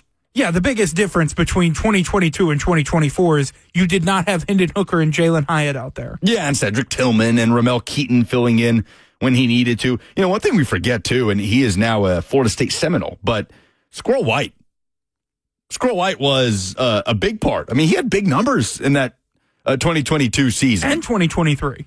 Yeah, the numbers started to tail after that. He made some big plays, though. If you think back to the Alabama game, which Tennessee did not win, but you know, he makes that insane catch in the end zone to kick off that game. And the Orange Bowl, one of the things you remember most about the Orange Bowl is Squirrel White catching a touchdown from Joe Milton. So, yes, the context is totally different. Tennessee has not had the level of talent on offense at the skill positions. And at quarterback, I'm not going to say they haven't had the level of talent. Nico Iamaleava is as talented on paper at quarterback as Tennessee has had in quite some time. But obviously, Tennessee's offense was not the offense it was expected to be in 2024, to the point where Josh Heupel had to evolve. And I think that was a credit to Heupel. We had Adam Sparks on to talk about it a couple weeks ago, that it wasn't that Josh Heupel moved towards a run-first defensive game plan out of want. It was out of necessity because Tennessee couldn't run the offense that it was running in 2022. And I do think defenses and the way they are playing Tennessee now are a part of that too. I think defenses are willing to give Tennessee plenty of room, plenty of yardage until they get into the red zone. And that's where we saw Tennessee struggle in the red zone. Without Dylan Sampson having the year he had, Tennessee would have been one of the worst red zone offenses in the SEC. But Dylan Sampson was there to bail them out of a lot of that stuff. So, in 2022, Tennessee was number one in the country in points per game, averaging over 46 points per game. They were tied for number one in the country in yards per play, averaging over 7. They were number one in the country in yards per game, averaging over 525 yards per contest in that 2022 season. Tennessee has not ranked better than 14th in any of those categories since 2022. The deeper we get into the Heupel tenure and the more success he has the more minute we get into those questions about him as a head coach. Oh, 100%. Right? I mean, 2023 would have been an incredible season under any other coach other than Philip Fulmer at Tennessee. And it was ridiculed heavily. 2023 or 2024? 23. Yeah. Look, he won 9 games. I mean, yeah. Butch Jones won 9 games once. No other head coach for Tennessee in that decade of dysfunction did, other than Philip Fulmer. Butch Jones did it twice, including the bowl wins. But yeah, you went 8-4 with a bowl win. That was the height of the Butch Jones era, and it does feel like that is the floor of the Josh Heupel era. That's what it feels like right now, and these things can always change. But at first, it was just about, can Heupel get you back to winning seasons? Can Heupel get you back to beating Bama in Florida? Can you recruit? Can you get into the conversation for the college football playoff? And then, as the success starts to build, and now you've had 2 10-win seasons in the last 3 years, and you've beaten Bama in Florida in 2 of the last 3 years, you keep zooming in and zooming in and zooming in on the questions about Josh Heupel. And now it's not, can you just get us back to being over 500? It's, can you make the necessary staff changes on your coaching staff to make up the gap between you and the teams that are playing for national championships? And I wonder if finding an offensive play caller is a part of that. Now, Joey Halzle is currently the offensive coordinator at Tennessee. Halzle is a guy that Heupel goes all the way back to his time at Oklahoma with. Halzle was a player when Heupel was on the staff at Oklahoma. Joey Halzle does not call plays. Can he ever get to a place where Josh Heupel entrusts him with play calling on game day? I don't know. But I think it's clear right now in this era of college football, the teams that are winning championships are with head coaches that take that CEO role. And I think Heupel's shown the ability to do that. He's shown the ability to change, to evolve, to not be stuck in a box as this offensive-minded head coach. It's not, we're going to do it this way or we're going to do it no way. We saw that. 2024 was proof of that. But it's hard for me to ignore the outlier that is the 2022 season. And I know Tennessee won 10 games in 2024. They won 10 games in 2022, but it was different. Tennessee felt like more of a contender in 2022 than 2024. The offense was more of a contender in 2022 than 2024, even though the roster overall was deeper. And you know what? Maybe that's a misguided thing to say because Tennessee had an upper-tier defense in college football last season. So the roster was actually probably built more for a championship run in 24 than it was 22. 22, the offense was just so explosive that it was just kind of this great equalizer because Tennessee still was down on scholarships and all of these things. But there's no question the offense, the heights that offense reached in 22, Tennessee fell well short of in 24.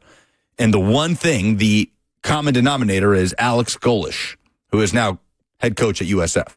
The 2022 team was much more fun to watch, but the 24 team was undoubtedly more of a contender with a top-tier defense in college football, a top 5 running back in college football. I mean, you had more of the gritty elements of a championship contender, but it wasn't paired with the 22 offense.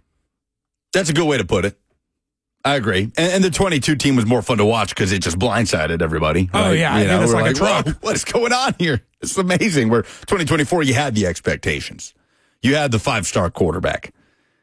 Young, right? Inexperienced, but still, that tag comes with expectations, and it will in 2025. Running the last 10% of the marathon is the hardest part, right? When you're so close but so far. That's where Tennessee is right now. It's an interesting place to be answering the question of, is this Josh Heupel's ceiling? That's the next phase for him, is to prove that it's not. Tennessee had a great season. Tennessee accomplished its goal of reaching the college football playoff, and it ran into a buzzsaw. It ran into the greatest postseason run we've ever seen in college football history, in part because we've never had a 12-team playoff. But Ohio State did something that has not been done in terms of the quality of opponents that they beat on the way to the national championship game, with unquestionably the toughest path to get there and almost routing every team on the way there.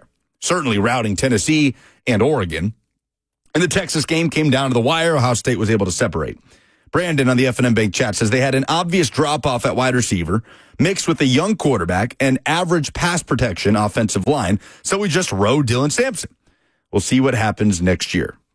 Yeah, I think this offseason is so crucial for Nico's development that play calling almost is I don't want to say a secondary worry, but that's pretty much what it is, because the development of your young quarterback is so crucial heading into this season to be able to build on things, especially when you lost pieces.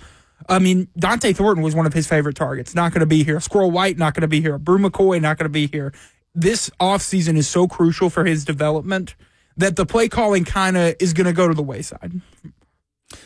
And look, play calling maybe wasn't the big issue last year anyway. I mean, how often did Tennessee have receivers running? It felt like Nico's struggles and inconsistencies, especially at the midway point of the season, kind of coincided with Tennessee's ability to scheme things up. But at the same time, against Ohio State, nobody was getting open. No, right. Tennessee they didn't have an answer. They did not have an answer. And I don't know that they would have had an answer with Alex Golesh playing or as the offensive coordinator. Ohio State's just a better team than you are. They were a better team than everybody, I guess with the exception of Michigan in 2024. That'll always be one of the wildest upsets in recent college football history. But as Tennessee tries to close that gap, you start to talk about more and more minute things like, does he need to consider giving up play calling? Truly, if you're talking about national championship contention, I mean, that's it right there. In over a decade, there's not been a head coach in college football that has won a national title while calling plays on either side of the ball. 2013, the last time. So something to think about. And there are other moves to be made for Tennessee to make up that gap. I just wonder if that is one of them. Speaking of coordinator movement, how about Ryan Grubb back with Kalen DeBoer at Alabama? That's a big move. He was DeBoer's OC at Washington, came to DeBoer with Bama, or to Bama. He came with DeBoer to Bama, and then gets scooped up by Seattle to be the offensive coordinator for the Seahawks. That doesn't go well. Bama has Nick Sirianni. Oh, who's the former quarterbacks coach at Tennessee? Nick Sheridan was the offensive coordinator at Alabama. And now Ryan Grubb is back with Kalen DeBoer. They're going to have a different quarterback situation. I'm very intrigued to see if that offense takes off to a level that it certainly did not in 2024. I feel like that was a very under-the-radar, underrated move that could have big, big ripple effects across the SEC in 2025. Diana Rossini was on the Athletic Football Show recently, wrapping up the Senior Bowl, and had some comments about Brian Callahan and his timeline with the Tennessee Titans. We'll get to that coming up next. I'm Lucas Panzica. It's 104.5 The Zone.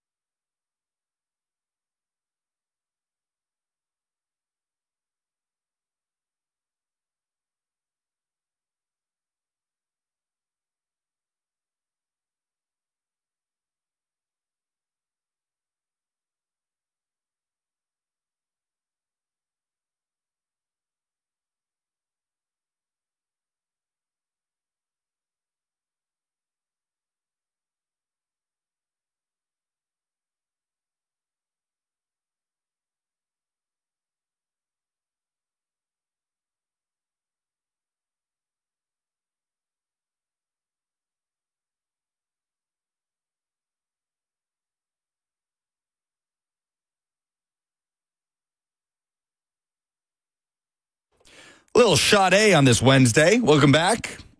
With you until 1 o'clock on 104.5 The Zone before Cover 2 gets in here with Blaine and Zach. I'm Lucas Panzica in for Buck today. He's out today and tomorrow. Jackson Williams making the show happen.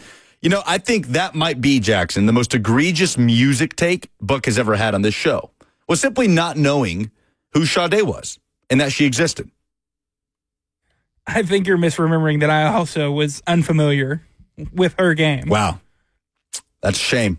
Have you done a deep dive yet? I have. I enjoy. That's one of my favorite bumps we have. So I've been educated. Many artists out there that just simply don't have a bad song. Sade doesn't have a bad song. You educate me often on music.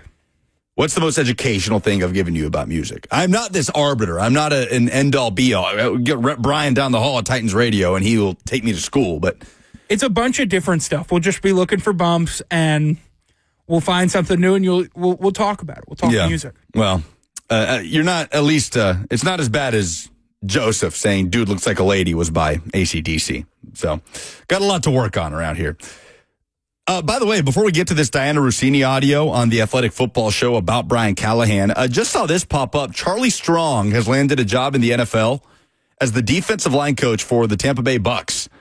The career arc of Charlie Strong is absolutely insane. I mean, that is a guy that at one point was the hottest head coaching candidate in all of college football, was almost the head coach at Tennessee, was a big part of that Florida run of national championships under Urban Meyer as a defensive coordinator, associate head coach, did a lot of things for Urban Meyer before taking that head job at Louisville, then took the head coaching job at Texas. That did not go well. Took the head coaching job at USF. That did not go well.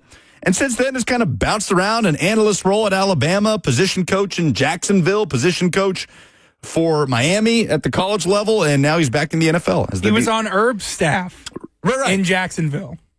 That's right. Urban Meyer brought him back. There you go. Was the assistant head coach and inside linebackers coach. Yeah, good call by you. So, Charlie Strong back in the NFL. That guy was, I heard Chris Lowe telling the story on 3HL very recently. That guy was on the doorstep of being the head coach at Tennessee until he wasn't. How many coaches have been just right there? Mike Gundy like 8 times. First one that comes to mind. Greg Schiano is obviously another one.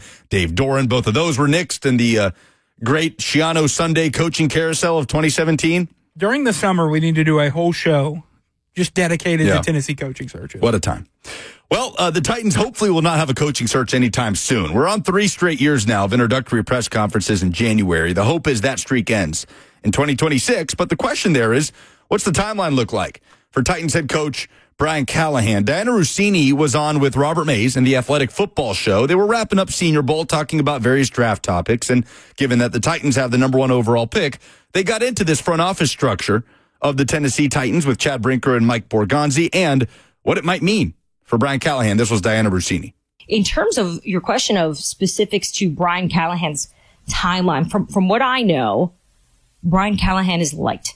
There were some tough times last year for sure in terms of the dynamic between Ran Carthon, the then GM, and what Brian was doing, which was not a lot of winning. But I also think he's a coach that learned a lot from this last year. And I shared this on the last episode of Scoop City about just what the type of reflection he's going through right now, the mistakes he made, and leaning on his father as well to grow from that. So I think ownership, from what I understand, has that same belief in him. And I do think bringing in someone like a Mike Borgonzi, who's been part of an organization that, you hear these stories where Borgonzi was part of a team or a group that discovered Patrick Mahomes, or at least he had his eye on him, which, a lot of people had their eye on Patrick Mahomes, if you recall. But look, he's seen an organization that has a very clear structure and identity of how they do things. And I just think that's what the Tennessee Titans have been looking for since they've moved on from John Robinson and Mike Vrabel. Yeah, and that's fair because it's been anything but clear, right? Since John Robinson's time really ended in Tennessee. When Ran Carthon comes in paired with Vrabel, and then it's Carthon and Callahan, and then Brinker promoted over Carthon, and Carthon fired for Mike Borgonzi. This is as clear a structure as the Titans have had, as clear and transparent a pecking order as the Titans have had since John Robinson basically absorbed all of it in the front office. Think about what the Titans currently have with Chad Brinker, president of football ops, Mike Borgonzi, general manager, Dave Ziegler, assistant general manager, and then Reggie McKenzie in there as VP and football advisor. And almost all of that simply fell on John Robinson. And he had assistant GMs. Monty Austinfort was in the building. Ryan Cowden was in the building. But the onus was completely on John Robinson. And now it's spread out. And there's a pecking order there. And patience over panic is the mantra. The question that Titans fans are asking is, does that permeate down to the coaching staff that already has 3-14 on their resume? I think it does. I don't think you can go about this saying that only applies to the front office. When you have the number 1 overall pick, when the hope is to continue to gain draft capital and build out the foundation of a roster, draft, develop, retain, it is a very unsustainable way to do it if you're doing it thinking, well, I don't know if this head coach is going to be around a while, so do we really want to commit to bringing in players for this head coach? It doesn't feel like a sustainable way to go about things. So, yeah, I believe that patience over panic applies to Brian Callahan because patience over panic will be the only way to get the Titans out of the place that they're currently in and back into meaningful, stable contention in the NFL. The question is, in regards to Brian Callahan, what's the breaking point? Right? Like, how badly does it have to go in 2025 for patience over panic to reach a breaking point with the coaching staff? When do they play the Patriots is the question. I get that there's a lot of importance being placed on that game, but it's going to be a very important game. I get it. And it's hard to ignore the context of the last couple of years, right? John Robinson fired 2 days after A.J. Brown embarrasses the Titans in Philly, and Eagles fans with Amy Adams-Strunk in the building, you know, making their voices heard, to put it kindly. And people pointed back to Mike Vrabel with the Texans game losing in the Oilers uniforms. Right. There are games that have gotten people fired. If you look at the Titans' opponents for 2025, the Patriots game is a game that can get somebody fired. I just hope that a decision for the future of the franchise is not being made based on the head-to-head between Titans and Patriots in 2025. But I get how you land in that place, of course. I don't think it means Brian Callahan should have that game circled on his calendar. No. Like that game's any more important than the next. But we will. Sure. No, we definitely will. I mean, it'll be easy to talk about, and that'll be the entire discussion. And it'll be interesting to see where both of those teams are at that point in the season. We don't know what point of the season that'll be. NFL schedule comes out in May. We only know the Titans will take on the New England Patriots in 2025. Now, a lot of this conversation boils down to who's playing quarterback, what type of proof of concept is being shown on offense for a play-calling head coach like Brian Callahan. Will that be a rookie, or will it be a veteran stopgap? If it's a rookie, if it's the number 1 overall pick, do they have to play immediately? Do they have to play on day one? 615-737-1045. We'll talk about that next on 1045 The Zone.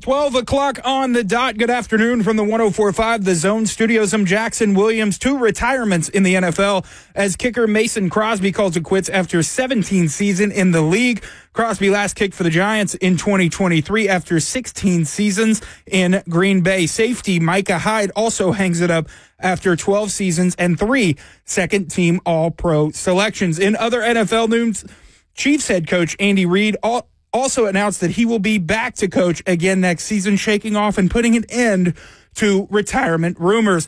The Vols men's basketball team is back in action, taking on Missouri at Food City Center. Zakai Ziegler expected to be back in the lineup, and tip-off is at 6 p.m. You can catch that game right here on The Zone. For all your foundation, repair, and waterproofing needs, you need to visit USSTN.com. Breaking news at once on your home for the Titans and Vols. This is 104.5 The Zone.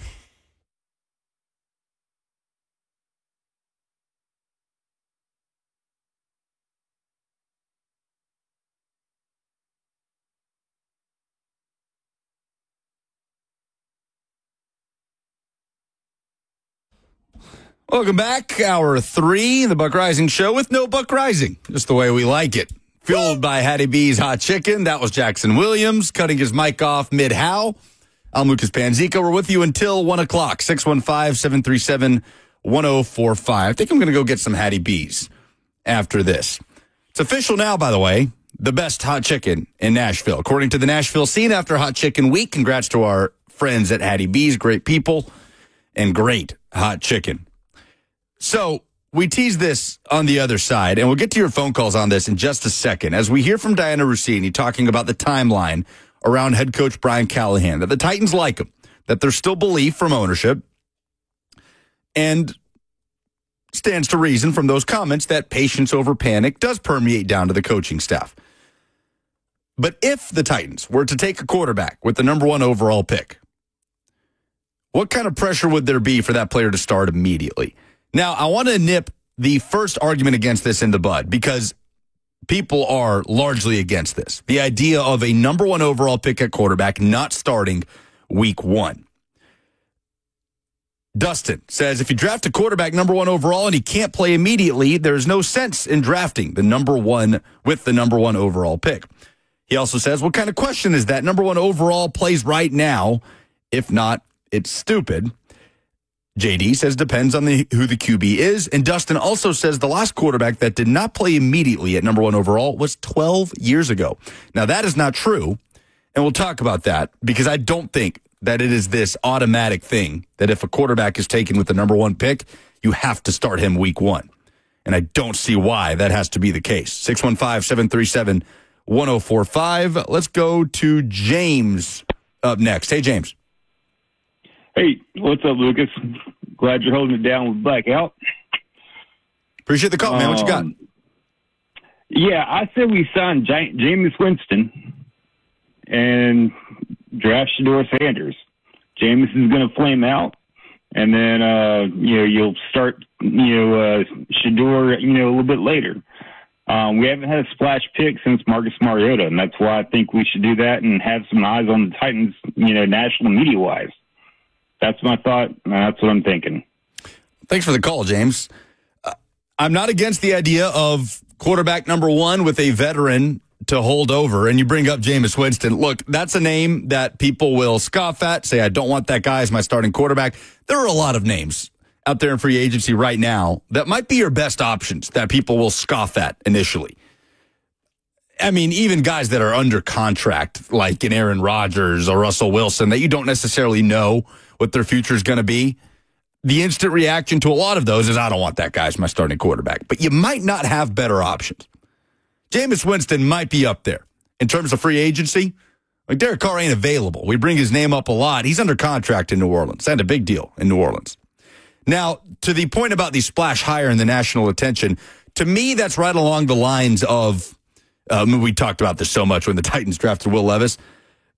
That is right along the lines of appealing to a fan base, right? That will not be part of the discussion. You are not drafting players based on national media attention, based on splash. You're drafting the best available player, as we've heard Mike Borgonzi say repeatedly. To me, it's right there in that same category as drafting a player just to just to appease a fan base, right? Like we talk about with Vols fans in Tennessee. It's not going to happen, nor should it happen. You draft Shedeur Sanders if you believe Shedeur Sanders is the best player to take it with the number 1 overall pick, not because it will put more eyeballs on the Tennessee Titans. Because if Shedeur Sanders don't work, then you're not going to be happy about having all the eyeballs on you when the number 1 pick flames out. Jonathan is up next. Hey, Jonathan. Hey, man, how are you? Good. What you got? Yeah, I try to look at this. There's the part of it that I want, to see the lights and glamour of taking a quarterback number 1 overall. But I kind of look at it, okay, if I was in Borgonzi's shoes, I feel like the boat, the ship, as an analogy, is just shaky, man. It's raw. Yeah, sorry, Jonathan. Can't say that. I feel like he was on his way to a good point there. 615-737-1045. Jackson quick on the dump. Good stuff. Woo! Kenny is up next. Hey, Kenny. Hey, what's going on? How you doing today? Good, man. What you got? Man, I'm calling about the first-round draft pick. I think what they should do, see if this makes any sense. I think they should bring back a bridge quarterback, and that should be Malik Willis. The coaching staff already knows him. He wouldn't cost you that much. And then you go ahead and pick Cam Ward. That's the top quarterback of this year's draft. Cam Ward and Shedeur Sanders. Even though the media is trying to say that those 2 quarterbacks hadn't done anything, bottom line is they are the 2 top quarterbacks coming out. So all these other quarterbacks you mentioned, these 2 are the best ones of the lot. So I would say get Malik Willis back in here. He's 4 years in. He's developed. He can get away from that rush. He can make throws down the field. And if he's forced out of the pocket, he can run and get away from that rush, which the quarterback can't do now. And you draft Cam Ward. I appreciate the call, Kenny. That's 60 seconds on the clock. Look, that doesn't seem like a realistic option to me. I appreciate what you are seeing in Malik Willis and the leap that he took under Matt LaFleur with Green Bay, but it's hard for you to trade a guy for a 7th-round pick and then deal to get him back for even higher draft capital, because you ain't getting Malik Willis back for the 7th-round pick that Green Bay sent you for him. So, no, I don't see that as a possibility, although in principle, the idea of the bridge quarterback with the number 1 overall selection is something that I feel like could toe a line the Titans, that could behoove the Titans in 2025. I just don't think that guy would be Malik Willis. Toby's up next. Hey, Toby. Hey, Lucas. Always love when you take the show, man. I appreciate it. Hey, I think the best case scenario would be a trade back. I don't know if there is a trade partner, so I'll caveat with that. But I think whoever you put behind this offensive line today is going to falter and not be what they should be. We won't get a true picture. I'd love to see Trey Smith in free agency, maybe get a partner to trade back and get a tackle, stack the draft picks, and then, take best player available that's going to fit the holes that we have, whoever that may be. I don't think either one of these quarterbacks are what we would hope a first number 1 overall pick should be. So that's where I stand. Yeah, thanks for the call, Toby. Look, you're going to have a trade partner. I've heard this kind of conjecture out there that, is anybody really going to want to move up to get one of these quarterbacks? Somebody's going to want to move up. Jackson, can we hear one more time from Giants owner John Mara on the level of the question was, what's the timeline? In so many words, what's the level of patience that you have to get this thing turned around while retaining GM Joe Schoen and head coach Brian Daboll? Better not take too long, Bruce, because I've just about run out of patience. I mean, you've got the owner of the Giants telling you, I'm done. I'm out of patience. And they're sitting right there with the number 3 pick. I feel like with John Mara, too, I wonder if he's off topic a little bit, but overcompensating for the quick trigger that he had for some previous coaches and GMs. Do you think that's a part of this? Because they've churned through multiple coaches in recent years. If that's a part of the logic for John Mara to not let go of Joe Schoen or to not let go of Brian Daboll, I don't think that brings him to the best place because I don't think he's never been criticized for pulling the trigger too quick, right? I mean, think about the coaches the Giants have had in recent years. Is Ben McAdoo coaching anywhere in the NFL right now? Is he a head coach? No. Is Joe Judge? No. Is Pat Shurmur? No. He's the offensive coordinator at Colorado. So I don't know where John Mara arrived at that place, but that is a precarious position when you're saying, I'm pretty much out of patience. You better get this figured out quick. And you're in a roster. You've got a roster that is nowhere close to getting it figured out quick. There's a couple foundational pieces, right? Dexter Lawrence still in New York. Malik Neighbors was phenomenal in his rookie season. But sitting there with the number 3 pick, New York feels like that team that is just kind of shifting around in their seat. They got to get a guy. They got to get a beacon of hope. Brian Daboll needs something to preserve his job in 2025 because I don't think Drew Lock is going to get that done. I think he has the patience of a saint at this point. Talking about John Mara? Yes. How many owners, I talked about this earlier when we talked about the Giants, how many owners are going to get embarrassed like the Giants were with the Saquon situation and keep everybody involved the next year? Yeah. I don't know. It's been a particularly interesting ride for the New York Giants in the last couple of years. I think they're going to be desperate to go up for a quarterback. Dustin on the F&M Bank chat says, so we drafted QB1 overall and sit him for who? Levis? What are we talking about? This is nuts, Lucas, even for you.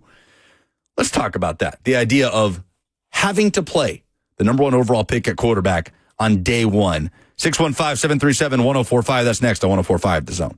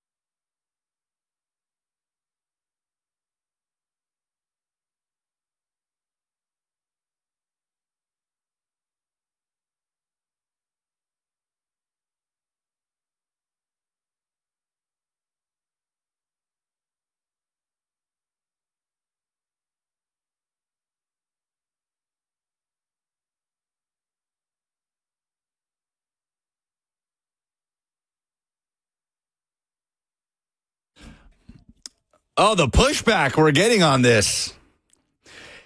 Show me an NFL bylaw that says you must, if you draft a quarterback with the number 1 overall pick, you have to start him week 1. It's never happened before to draft a quarterback number 1 overall and not hand him the keys. It doesn't happen often. The last time it did was Baker Mayfield. 2018, he's the number 1 overall pick to Cleveland. They start Tyrod Taylor. And it's week 3 that Baker's in there because of injury. I don't know how long it would have taken. Obviously, the X factor here is the pressure that you face if a team is struggling, if the veteran, if the bridge quarterback is not playing well, the pressure you face to put in the number 1 overall pick. And every time we bring this up, Buck reminds me of my response to Urban Meyer claiming there was a quarterback competition happening ahead of the 2021 season when Trevor Lawrence was a freshly drafted rookie with the Jacksonville Jaguars, and Gardner Minshew was in that quarterback room as well, and there was this facade of a quarterback competition. And I thought it was ridiculous that they even suggest there would be a QB competition between Minshew and Lawrence. Every situation is completely different. Neither of these quarterbacks are Trevor Lawrence. Now, Lawrence hasn't had a disappointing career to this point in the NFL, there's no question, but Trevor Lawrence was as day 1 starter ready a prospect we believed coming out of Clemson as almost any quarterback in my lifetime.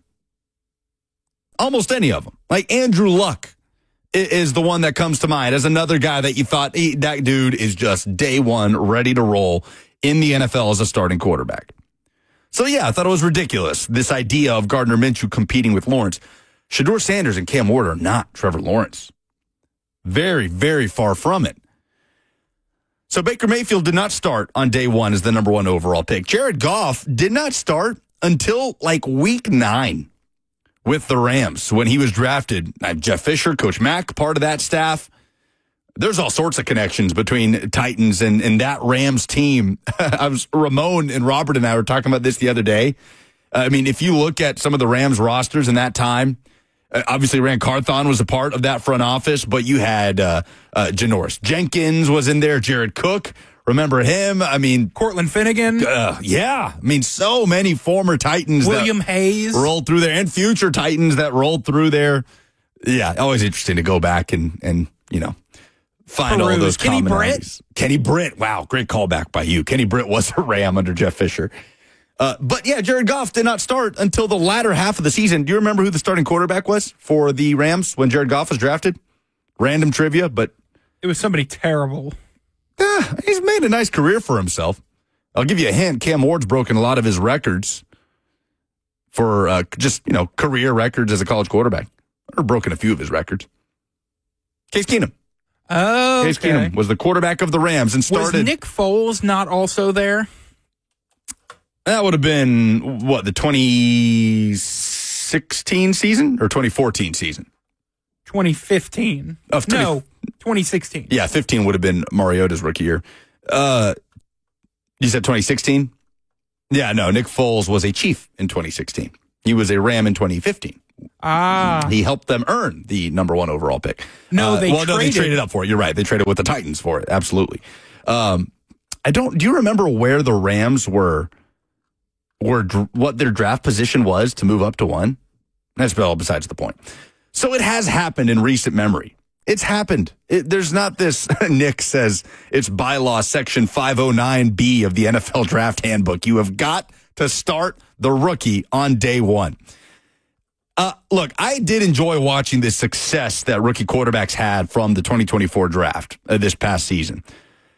But I do think there's a downside to it because I do think it just keeps us on this path of handing jobs to rookie quarterbacks that just aren't ready. It feels like that is a blanket opinion. You take a QB at number 1, he's the guy. You got to start him. I just don't see why. I don't see why if he doesn't give you the best chance to win. Now, the obvious question is, okay, who do you start over him? Will Levis, you know my opinion on that. I'm of the mind that Will Levis will not be on this roster when the season kicks off week 1. Training camp, maybe that's a different story. I've said I don't expect him to be here training camp, but it is more likely than not that he is. But I would be very surprised if Will Levis is on this roster come week 1. on the active roster. Mike Borgonzi was on with 3HL the day of his introductory press conference. A great interview, by the way. And I'd recommend anybody go back and watch it. It's on the 104.5 The Zone YouTube page. Subscribe, like the page while you're there. And they covered a ton of bases, really interesting stuff on the night that the Chiefs traded up for Pat Mahomes and the processes and how nervous they were and that they were willing to go all the way up to number one. Crazy stuff. The evaluation of Mahomes, his background, all these things. Great chat. I'd encourage you to go back and watch it on YouTube. But he had one interesting comment when they asked him about going about starting versus sitting a rookie quarterback. This was Mike Borgonzi on with 3HL a couple weeks ago. Yeah, it's very important. And you have to know where you have to have a plan for the quarterback. You have to have a plan for him coming in, and then you have to fill out the process. You go through OTAs, go through training camp.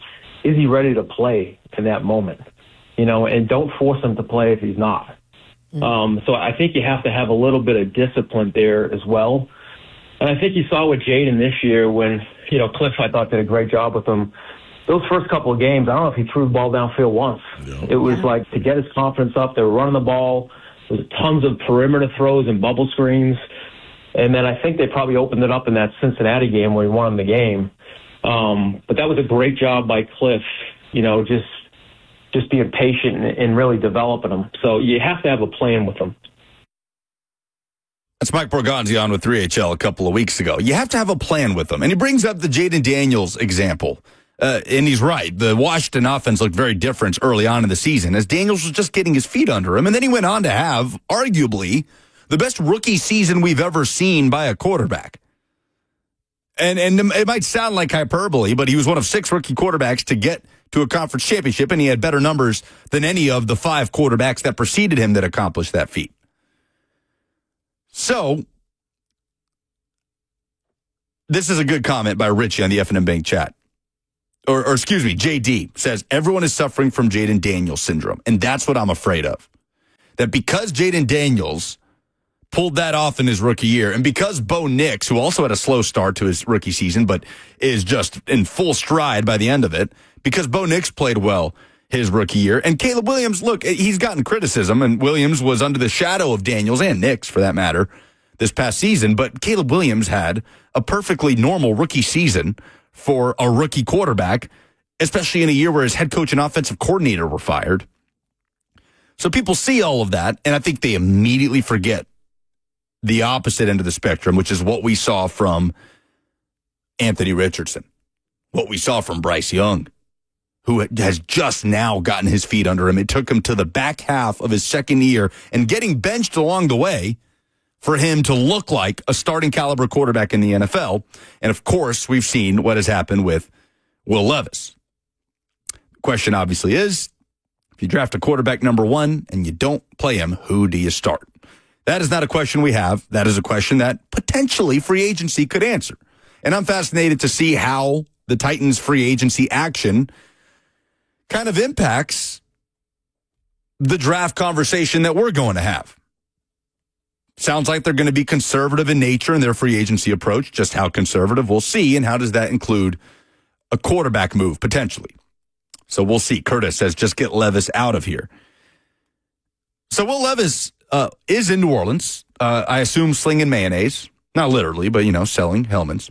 Oh, you didn't see that video? Oh, yeah, he's just spinning around Radio Road. Just throwing mayonnaise at these radio booths. Just big jars, Costco-sized jars of mayonnaise getting chucked at radio personalities. I mean, if you're of the mind that there's no such thing as bad publicity, that would do people would take notice. But no, he's not literally throwing mayonnaise. He is making the rounds at Radio Row. And Jim Wyatt, the ever-present, hardest-working man alive, Jim Wyatt, sat down with Titans quarterback Will Levis to talk about the previous season, some of the messaging he's gotten from Brian Callahan, and Levis had some interesting comments. This was the Titans quarterback.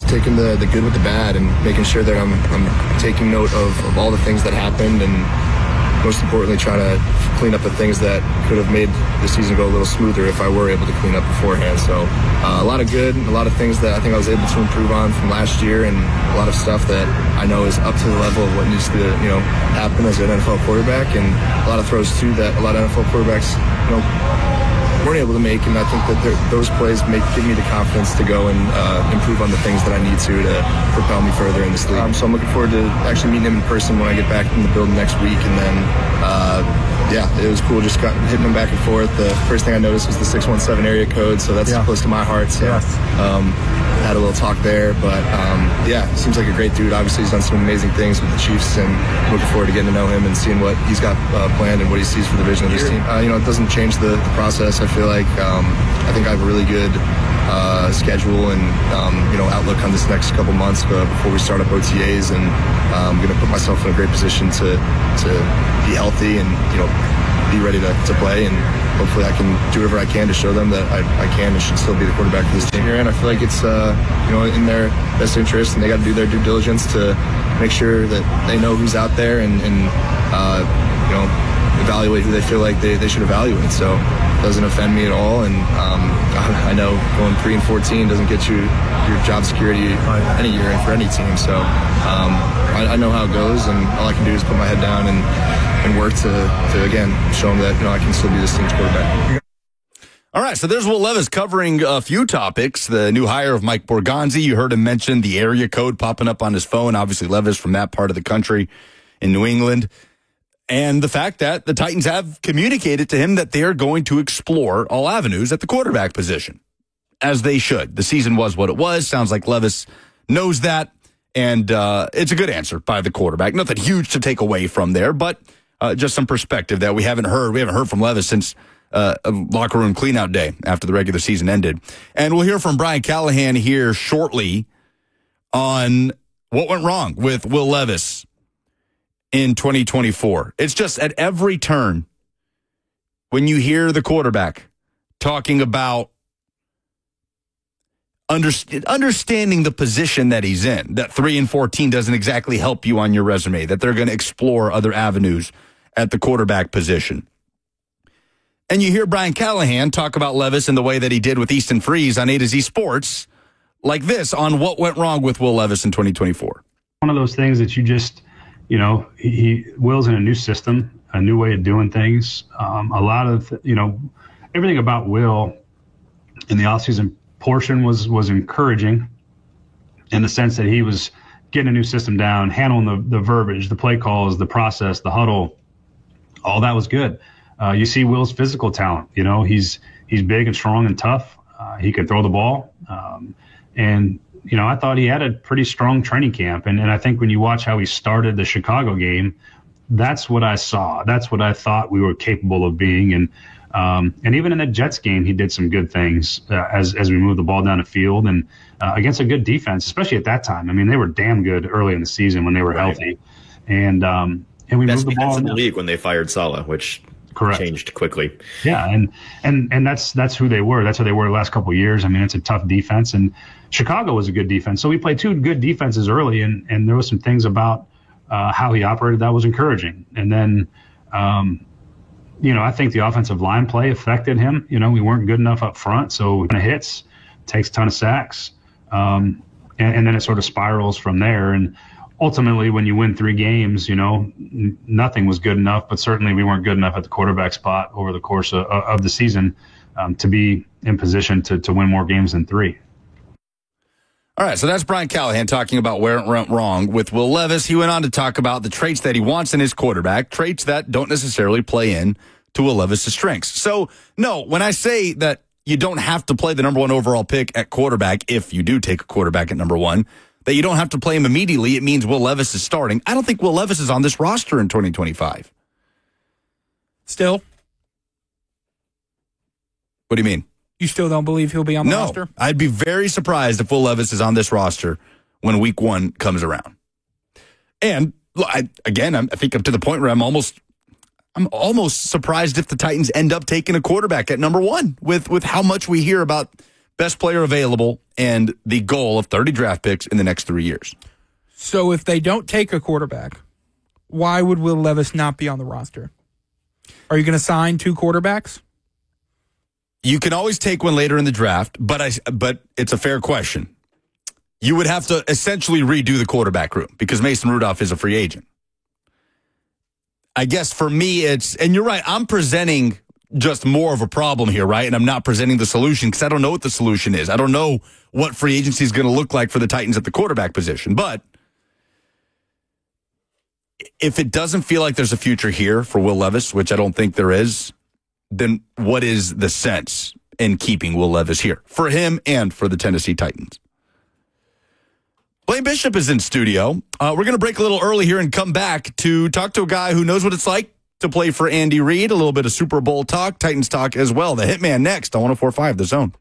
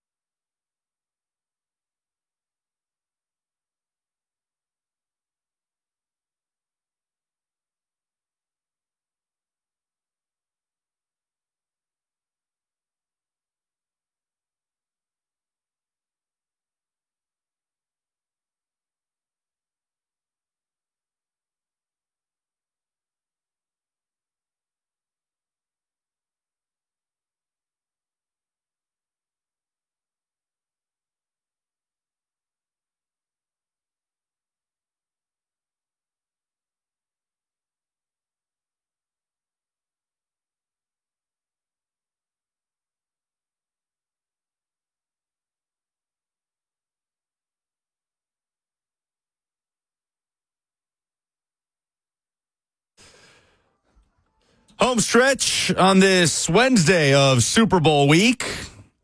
Game happening Sunday afternoon. We're drawing closer. Lucas Panzica with you till 1. And Blaine Bishop is in studio after a little home and home. Got to do your show a little bit, fill in for Zach last week, and we got you in here for the rest of the show. How you doing, Hitman? Oh, man, I'm doing great, man. How about yourself, man? You running your show, so it's going to be called the Lucas Panzica's and Jackson Show. Woo! Something like that. Sounds good, don't it? I mean, I like it. The praise is pouring in. Show. F&M Bank chat saying show is better without Buck. We just couldn't agree more. Having a great time today. The vibes are always much better. Safe travels there for Buck, man. You know, got to make fun of him when he's not here. Yeah, just a couple days off, taking a little breather. So we were having this discussion basically the entire 12 o'clock hour. There seems like there's this blanket feeling that if you draft a quarterback number 1 overall, he has to play day one. Where are you on that? Man, that, you know, I would say he doesn't have to play on day one, but where I would get conflicted is where the pressure comes from when the starter veteran guy isn't playing very well or he gets injured, and then you hence have to put in the rookie quarterback first overall, and then he plays well. Then there's no turning back. So if that's week 4, 6, 8, 12, you want to go in with the mindset, you know, I don't want to play him if I don't have to unless he beats the veteran guy out. If he beats him out and it's, you know, it's pretty clear he's the better guy, you better go that route. And he's ready. So I think that's where I'm more conflicted. I don't think you have to start him because he's the first pick. But you have to bring in competition that would push him where he would have to believe that he's not sure if he's going to start, because that's going to bring the best out of him. So I look at it more like that. The competition must be there for it. But if it's meant to be, it's meant to be. Jaden Daniels started. Didn't hurt him, did it? Right. So every situation, it's its own situation. You can't box it in to say every time a number 1 pick gets picked, 1 or 2, that he has to start immediately or he doesn't have to start immediately. I think it's based off of their performance leading up to that point. And then you make a decision if you think he's ready or not. So I kind of look at it that way. I don't think no shoe fits all players, you know. So if I would have started, I'm not a quarterback, but I'm just using myself for example. If I would have started my rookie year instead of the 10th game, oh, man. I would not have been ready, man. There was just no way around it. And you know, and I was forced out there by an injury. So I can't imagine playing the toughest position, not only in football, probably in sports, to be out there initially. But things have changed. Pay has changed. 7-on-7 has changed. So I think the quarterbacks are more equipped. Now, imagine now, I was on a team that we didn't play McNair until his 3rd year. Yeah. So, and to be honest, as a player, come year 2, I was like, hey, man, he got to get out here, man. Because we started having injury issues, and then they were playing other guys. I'm like, there's no way that he's better than Air. I mean, they were playing Billy Joe Tolliver. I mean, guys, I was just like, yeah, I don't know, man. We need to throw him out there. Our season, we're not very good anyway. We made a decision. Let's go. So at some point, players sit back there and you have no say-so. Everybody thinks players have say-so. They have none at all. It's all decisions are made by the organization and the head coach. So, you know, guys will be looking around and just like, man, what is it? Why is McNair not out there? And I mean, it was baffling. So they had in their mind that he wasn't ready, and they probably were right. But his talents, how about let's just play his talents and see where we get with him. So it was a quick study, and then once he got out there, you know, the sky was the limit, as we all know. So yeah, I don't know. What was your take on it there, Jackson, on starting the quarterback right away? I know a lot of people going to want that. There's going to be pressure from the fan base as soon as he steps foot on the field. That's the part that the pressure sometimes pushes you to make a decision that you really know is not best for the actual individual player. And that's why I use the example, if he got hurt or, the starter got hurt and they had to play him, then he plays well. We're only talking about one game. So is he going to be out there for 3 or 4 games? Then if he is out there for 3 or 4 games, you go, we're just going to let this ride here. So it's always interesting, man. But some are ready and some are not. I would say more are ready to play pretty quickly, depending on, what kind of style of offense they came out of. Yeah. I think with the level of conviction that I think you need to take a quarterback first overall in this draft, I think he's got to play. You talking about game one? Year one at the least. All right. Yeah. All right. I would agree with that. No question. Well said, Jackson. Yeah, and the conviction is what has to be there if you're going to take a quarterback number one overall, especially in this draft class. Because to you right now, I'll say this, the quarterbacks, to any expert, quote unquote, that talks about this draft, the quarterbacks are at best sitting there in that 10 to 12 range in terms of big boards, best players, best overall players. Needs not included, not mock drafts, but simply ranking the prospects. Who to you is the best prospect in this draft? Who's the best player in the 2025 NFL draft to Blaine Bishop? Oh, well, I mean, this happens every year. It's never really a quarterback every year. So that's just the most valuable position. I mean, Hunter is the most talented. You got to go with him or the pass rush from Penn State. So it's kind of either or to you at the moment. Yeah. And, and for the Titans, I mean, I don't think you can go wrong with either one of those guys as well. I don't think they probably will get them.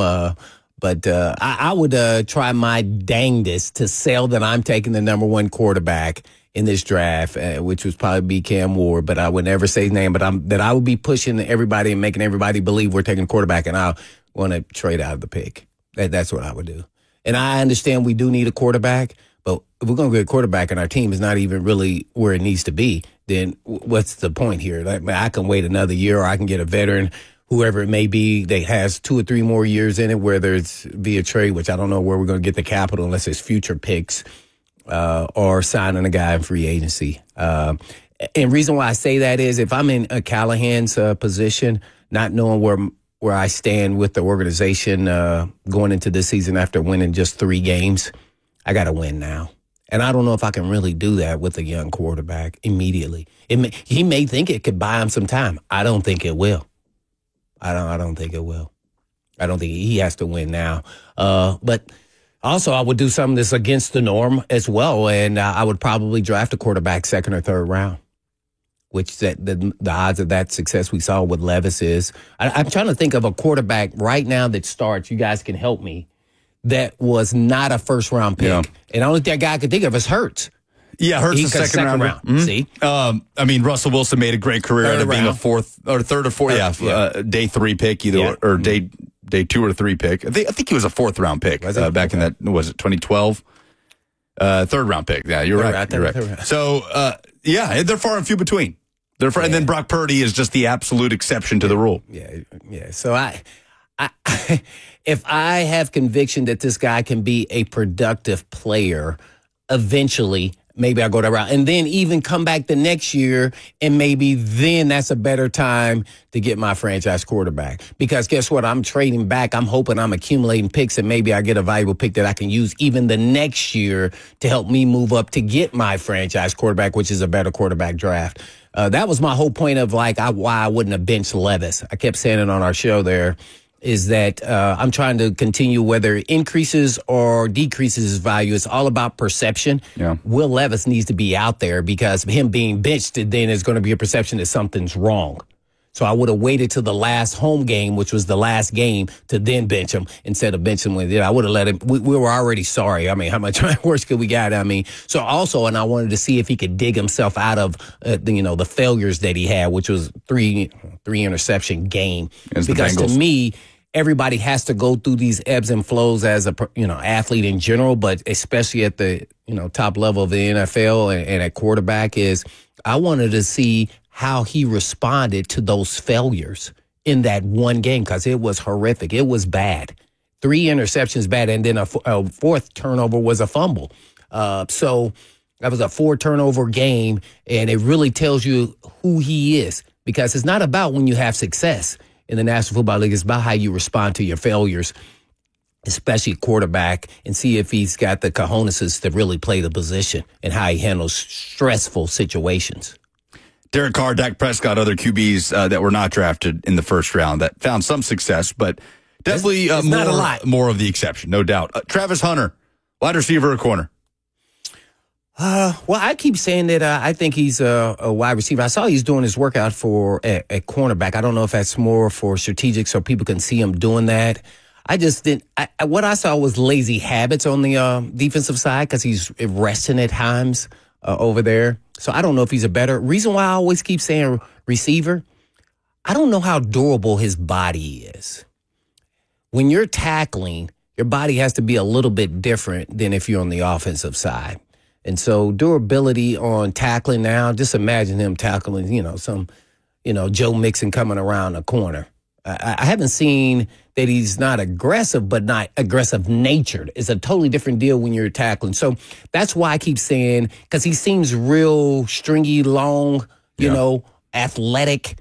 But I can tell you one thing, all those guys who are like that in the league, they always have issues with shoulders or when they have to start making tackles.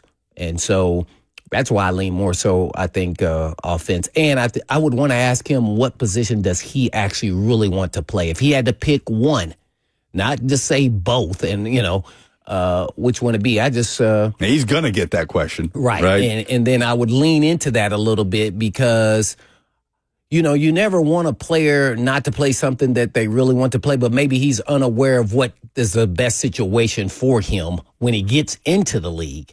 So is it to spot play at receiver and start at corner, or is it better off that you spot play at cornerback on the outside? Maybe you be a third or fourth guy, or and then start at wide receiver. So I look at his body like a Jefferson. Like, do you imagine seeing Jefferson tackling with the way he's built? So that's why I say that. It has nothing to do. The guy can be either one if he wants to. He's going to be really good at both. So I don't know if he's going to be, something special, but I could say he's going to be a really solid player because he has all the skill sets to be good on either side of the ball. I just envision him more on offense because I think most kids now want to play offense and you get paid more. Here's the question that to me answers everything is, out of all the positions in the National Football League, starting with quarterback, what is the fourth best position you must have on your team? It always goes quarterback, offensive tackle, defensive end, in whatever order. But did wide receiver jump cornerback? Because I feel like it's starting to. And so that's why I say wide receiver. Blaine Bishop, you can hear him from 1 to 3 with Zach Lyons. Cover 2 coming up in just a few minutes. Bit of a preview of what you're going to get for the next 2 hours. We talked a little bit about Andy Reid last week when I was on with you all week filling in for Zach. You played for him, obviously, in Philly at the tail end of your career. Mm-hmm.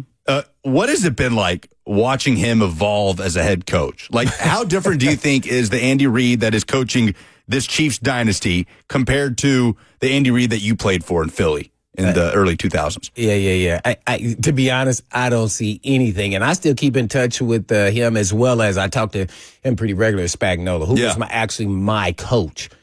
In the secondary, and Leslie Frazier was the DB coach. He was over the corners. Pretty good staff. Yeah, that was really good John staff. Harbaugh. Yeah, they had a crew of people. Rivera, McDermott was on there. It was guys all over the place. But I would say he stayed the same. Nothing has changed. And the only thing that he had issues with more strategically in football, even then, was clock management sometimes. And it still comes up every now and then, but not as regularly. I think he still has the same premises as far as putting together a team. I think he's special in that he's a down-to-earth, easy to talk to, always defending his players and taking all the blame. And we went 13-3, by the way, and they act like we were 3-13 in Philadelphia. Imagine that. And it was his fault. So, this guy was he's that big old teddy bear guy, and his office is always open. I think he's honest. I think that's one thing that is hard to come by with coaches being direct to players, especially in this generation. And, if you're not getting it done, he's going to let you know. Say, hey, man, if you don't pick it up, we're going to have to make some moves. That's what he would tell guys. And I'm just like, dang, I'm standing right there like, whoa. And he was like, hey, man, no, and then he'd give him a hug. Instead of making it a difficult conversation, it was one that needed to be done. And so I respect him the utmost, man. He's one of my favorite guys because he's a really good person, too. I think that is where it stacks up all. He wants the best for you, whether you're with him playing or somewhere else.